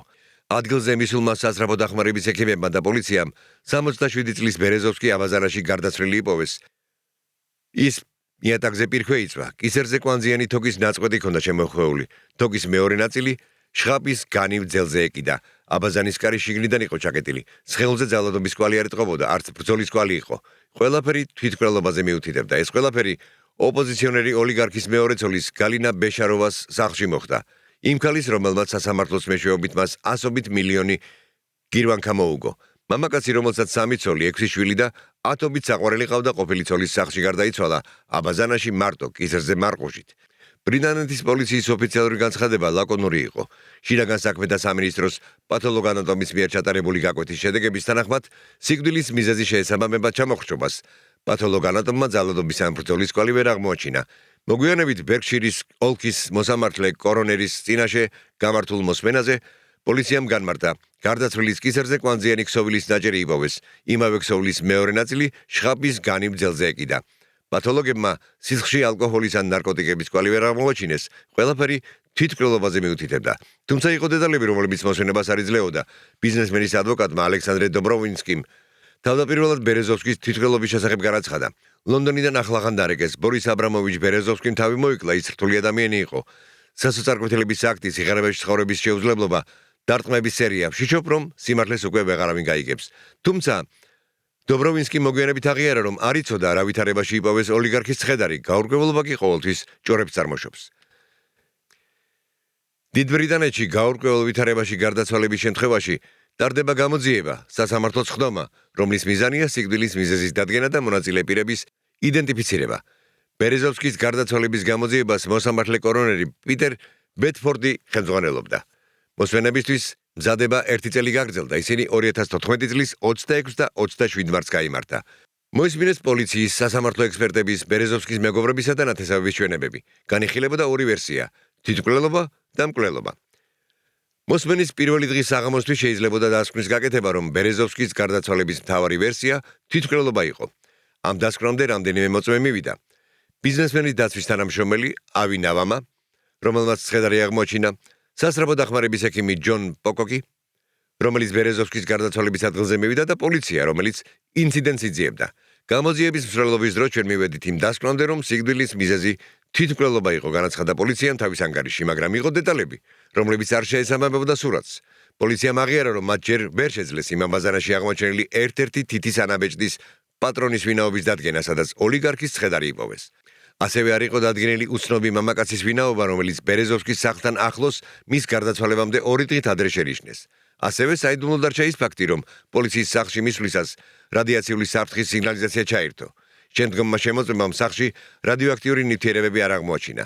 რადიაცია, უცნობი თითის ანაბეჭდი, უცნობი პირის სახლთან, ეს ყველაფერი მკვლელობაზე მიანიშნებდა, თუმცა მტკიცებულებები არ არსებობდა. ყველა ფაქტის სასამართლო ექსპერტიზის შედეგებისა და მტკიცებულებების აწონ-დაწონვის შემდეგ მოსამართლე კორონერმა განაცხადა, რომ მას არ შეეძლო სიკვდილის მიზეზის საბოლოო დადგენა, ამიტომ მისი განაჩენი ღიად რჩებოდა. ბრიტანული კანონმდებლობა ღია განაჩენს იმის დასტურად მიიჩნევს, რომ გამოძიებაში არსებული სიკვდილი საეჭვორჩება და რომ მისი მიზეზი ამჟამად დანამდვილებით ვერ განისაზღვრება. ვერსია ბევრი იყო, თვითმკვლელობა ყველაზე აშკარა. ბერეზოვსკი დეპრესიაში იყო. მან დაკარგა ფული, ცხოვრების აზრი და რუსეთში დაბრუნების იმედი. მან წააგო სარჩელი აბრამოვიჩის წინააღმდეგ და 309 მილიონი გერმანკა სტერლინგი ვალი ჰქონდა. გარდაცვალებამდე ერთი დღით ადრე ინტერვიუ მისცა, რომელშიც ამბობდა, რომ სიცოცხლის აზრს ვეღარ ხედავდა. ყველაფერი იმაზე მიუთითებდა, რომ მან უბრალოდ ვეღარ გაუძლო. მან თავი ჩამოიხრჩო აბაზანაში, ჩუმად მოწმებისა და გამოსამშვიდობებელი წერილის გარეშე. უბრალოდ მეტად აღარ უნდოდა ცხოვრება. მაგრამ არსებობდა სხვა ვერსიებიც. მკვლელობა სპეცსამსახურების მიერ. ბერეზოვსკი უხერხული მოწმე იყო, მან ძალიან ბევრი იცოდა. შეეძლო ესაუბრა ბოევიკების დაფინანსებაზე, ოლიგარქების კრემლთან კავშირებზე. 90-იან წლების დანაშაულებზე. მისი სიკვდილი ბევრისთვის იყო ხელსაყრელი. რუსეთმა მოიშორა ოპოზიციონერი, რომელიც 10 წლის მანძილზე სიმიძურეს ასხამდა რეჟიმს. ყოფილმა პარტნიორებმა მოიშორეს ადამიანი, რომელსაც შეძლო არასასიამოვნო სიმართლის გამხელა. დასავლურმა სადაზვერვო სააგენტოებმა მოიშორეს მოსკოვთან ურთიერთობებში პრობლემების წყარო. ბიზნესმენის დაცვის უფროსმა სერგეი სოკოლოვმა პირდაპირ განაცხადა. დარწმუნებული ვარ, რომ ეს დასავლური სადაზვერვო სააგენტოების დამსახურება იყო ბორის აბრამოვიჩი მოკლეს. მხოლოდ იმიტომ, რომ ის გარკვეულ საიდუმლო ინფორმაციას ფლობდა და მის გამჟღავნებას გეგმავდა. მაგრამ არანაირი მტკიცებულება არ არსებობდა, როგორც ლიტვინენკოს შემთხვევაში, როგორც პატარკაციშვილის შემთხვევაში, როგორც ნიკოლაი გლუშკოვის, ბერეზოვსკის ერთგული მეგობრისა და მოკავშირის შემთხვევაში, რომელიც 2018 წლის მარტში ლონდონში საკუთარ სახლში გარდაცვლილი იპოვეს კისერზე დახშობის კვალით. ლონდონში რუსი ემიგრანტები ძალიან ხშირად და ძალიან მოხერხებულად იყვებოდნენ, მაგრამ ვერავინ ვერაფერს ამტკიცებდა. რადგან გამოძიების შესახებ გადაწყვეტილების მიმღებ ხელისუფლებას რუსეთთან სასამართლოში პირდაპირ დაპირისპირების ეშინია, რამაც შეიძლება მხოლოდ ურთიერთობის კიდევ უფრო დაძაბვა და სრული განხეთქილება, სრულფასოვანი ცივი ომი გამოიწვიოს. დასავლეთში ასეთი მზაობა არ არსებობს, ეს ძალიან სამწუხარო გარემოებაა, რადგან პოლიტიკურ დონეზე პუტინის რეჟიმის ნამდვილი ბუნების გაგება არ არსებობს, განაცხადა ერთ-ერთმა ექსპერტმა. ბერეზოვსკი დაკრძალეს, საქმე დახურეს, განაჩენი ღია დარჩა და სიმართლე თვითმკვლელობასა და მკვლელობას შორის სადღაც შუაში დარჩა. ბორის ბერეზოვსკის დაკრძალვა 2013 წლის 8 მაისს გაიმართა. პანაშვიდი ბრუკუდის წმინდა ედუარდის მართლმადიდებელი საძმოს ეკლესიის სასულიერო პირებმა ჩაატარეს. იმავე დღეს ბერეზოვსკი სურეის საგრაფოს ბრუკუდის სასაფლაოზე დაკრძალეს. მის საფლავს ორი სახელი აწერია: ბორის ბერეზოვსკი და პლატონ ელენინი. კაცი, რომელიც მთელი ცხოვრება როლებს თამაშობდა. სიკვდილის შემდეგაც ორი სახელი დარჩა. ერთი იყო ნამდვილი, რომელიც დაბადებისას მიიღო და მეორე, რომლითაც იმალებოდა. გარდაცვალებიდან 4 წლის შემდეგ ბერეზოვსკის საფლავი მოკრძალებულად და მოუვლელად გამოიყურება. ამას იმით ხსნიდნენ, რომ ინგლისში საფლავებს ისე ზედმიწევნით არ უვლიან, როგორც რუსეთში, მაგრამ სიმართლე უფრო მარტივი იყო. საფლავს არავინ უვლიდა. მისი შვილები მთელ მსოფლიოში გაიფანტნენ. ცოლები თავიანთი ცხოვრებით ცხოვრობდნენ, ხოლო მეგობრებმა დაივიწყეს იგი. კაცი, რომელიც ოდესღაც აკონტროლებდა ავტოვაზის მესამედს, ქვეყნის მთავარ სატელევიზიო არხს, მედია იმპერიას და მილიარდობით დოლარს, დავიწყებული გარდაიცვალა. მისი საფლავი ბალახით გადაიფარა, ისევე როგორც იფარება წაგებულთა ხსოვნა. ბერეზოვსკის გარდაცვალებიდან რამდენიმე წელი გავიდა და ბოლომდე ნათელი არ არის, ვის ტრაგედიას აღწერენ ისტორიკოსები თავად ბერეზოვსკის თუ იმ ქვეყნისას, რომელსაც ეს გმირი კატად აგვამანას ეთამაშებოდა. პიოტრ ავენმა დაწერა წიგნი ბერეზოვსკის დრო, რომელშიც ის შეეცადა გაეგო თავისი გმირის ფსიქოლოგია. გარდაცვლილი მილიარდერის ახლობლები იხსენებდნენ, როგორი იყო ის ინტელექტუალური ამბიციური ხარბი, მფლანგველი, ვნებიანი, ცივი, ბრწყინვალე და ავანტიურისტი. ბერეზოვსკის მეგობარმა ალექსანდრე გოლდფრადმა თქვა, ბერეზოვსკი ისტორიის სწორ მხარეს დადგა. მან სწრაფად აღიარა თავისი შეცდომები და პუტინის კრიტიკა დაიწყო. ის პუტინის რეჟიმის ყველაზე თანმიმდევრული მოწინააღმდეგე იყო. როდესაც ეს ფანტასმაგორია, რომელიც რუსეთს ჯიჯგნის, დასრულდება, ბერეზოვსკი რეაბილიტირებული იქნება. შეიძლება ხო, შეიძლება არა, რადგან ისტორია დამარცხებულებს არ ემხრობა. ისტორიას გამარჯვებულები წერენ. ბერეზოვსკი კი დამარცხდა. კაცი, რომელსაც ერთ დროს ერთი სატელეფონო ზარით შეეძლო ქვეყნის ბედის შეცვლა, ვალებში დეპრესიაში გარდაიცვალა, ყოფილი ცოლის სახლში, ყალბის სახელით. მან წააგო თავისი ცხოვრების მთავარი ბრძოლა არა იმიტომ, რომ მტერი უფრო ძლიერი აღმოჩნდა, წააგო იმიტომ, რომ თავად შექმნა ეს მტერი. შეეროდა, რომ მის მართვა შეძლებდა. მათემატიკოსმა არბატის ქუჩიდან, რომელსაც სურდა ძალაუფლების ფორმულის გამოთვლა, ვერ გაიგო მთავარი. რუსეთში ძალაუფლების გამოანგარიშება არ ხდება. ხდება მისი აღება და ვინც მას იღებს, არავის უყოფს. პუტინმა აიღო ძალაუფლება, რომელიც მას ბერეზოვსკიმ მისცა და აღარ გაუყო. უფრო მეტიც მან გაანადგურა ის, ვინც ძალაუფლება მისცა, რადგან რუსეთში არ არსებობს მადლიერება, არსებობს მხოლოდ ძალა და ბერეზოვსკიმ ეს ძალიან გვიან გააცნობიერა, როდესაც გასაქცევი აღარსად ჰქონდა.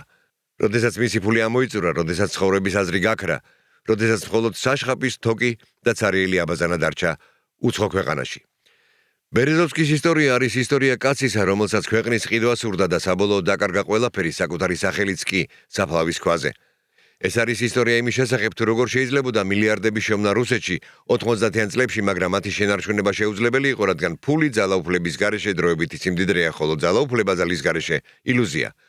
ბერეზოვსკის ჰქონდა ფული, ფიქრობდა, რომ ჰქონდა ძალაუფლება, მაგრამ ძალა არ ჰქონდა. და როდესაც ძალის მქონე ადამიანი გამოჩნდა, ბერეზოვსკიმ ყველაფერი დაკარგა. ბიზნესი, გავლენა, ქვეყანა, ცხოვრების აზრი, დარჩა მხოლოდ მარყუჟი და ორი სახელი მის საფლავზე, როგორც იმის შეხსენება, რომ ყველაზე ჭკვიანმა ადამიანებმაც კი შეიძლება დაუშვან საბედისწერო შეცდომა. ბერეზოვსკიმ შექმნა ურჩხული და ურჩხულმა შთანთქა იგი. არა მაშინვე, არა სწრაფად, ნელა, მეთოდურად, ოლიგარქი დევნილად, მოვალედ, თვითმკვლელად ან მკვლელობის მსხვერპლად აქცია. ამას აღარ აქვს მნიშვნელობა, რადგან შედეგი იგივეა. ბერეზოვსკი მკვდარია, პუტინი კი ცოცხალი. და რუსეთმა არჩია გზა, რომელიც პუტინმა აირჩია და არა ის, რომელიც ბერეზოვსკიმ დაგეგმა. 2013 წლის 23 მარტს ლონდონის გარეუბანში მდებარე აბაზანაში ეპოქა დასრულდა. ეპოქა, როდესაც ოლიგარქებს ეგონათ, რომ ქვეყნის მართვა შეეძლოთ. ეპოქა, როდესაც ფული ყველაფერს წყვეტდა. ეპოქა, როდესაც მათემატიკოსი არვატის ქუჩიდან შეიძლებოდა კრემლის ნაცრისფერი კარდინალი გამხდარიყო. ეს ეპოქა ბერეზოვსკისთან ერთად მოკვდა. და არავინ ტიროდა, რადგან ბერეზოვსკი იმ დროის სიმბოლო იყო, რომლის დავიწყებაც ყველას სურდა. 90-იანი წლების, როდესაც ქვეყანა გამოტანილი იყო გასაყიდად, როდესაც ყაჩაღები და ბიზნესმენები ერთმანეთისგან არაფრით გამოირჩეოდნენ, როდესაც ჟურნალისტებს კლავდნენ, კონკურენტებს აფეთქებდნენ, ქარხნებს კრიშით უზრუნველყოფდნენ და ქვეყანას ტორტივით იყოფდნენ. ბერეზოვსკი ამ სისტემის ნაწილი იყო, უფრო მეტიც, ის მისი ერთ-ერთი შექმნელი იყო და როდესაც სისტემა დაიშალა, ისიც მასთან ერთად დაიშალა, რადგან ტყუილზე, სისხლსა და სხვის ფულზე იმპერიის აგება შეუძლებელია. ადრე თუ გვიანის ჩამოიშლება და ქვეშ მოიყოლებს მათ, ვინც ისააგო.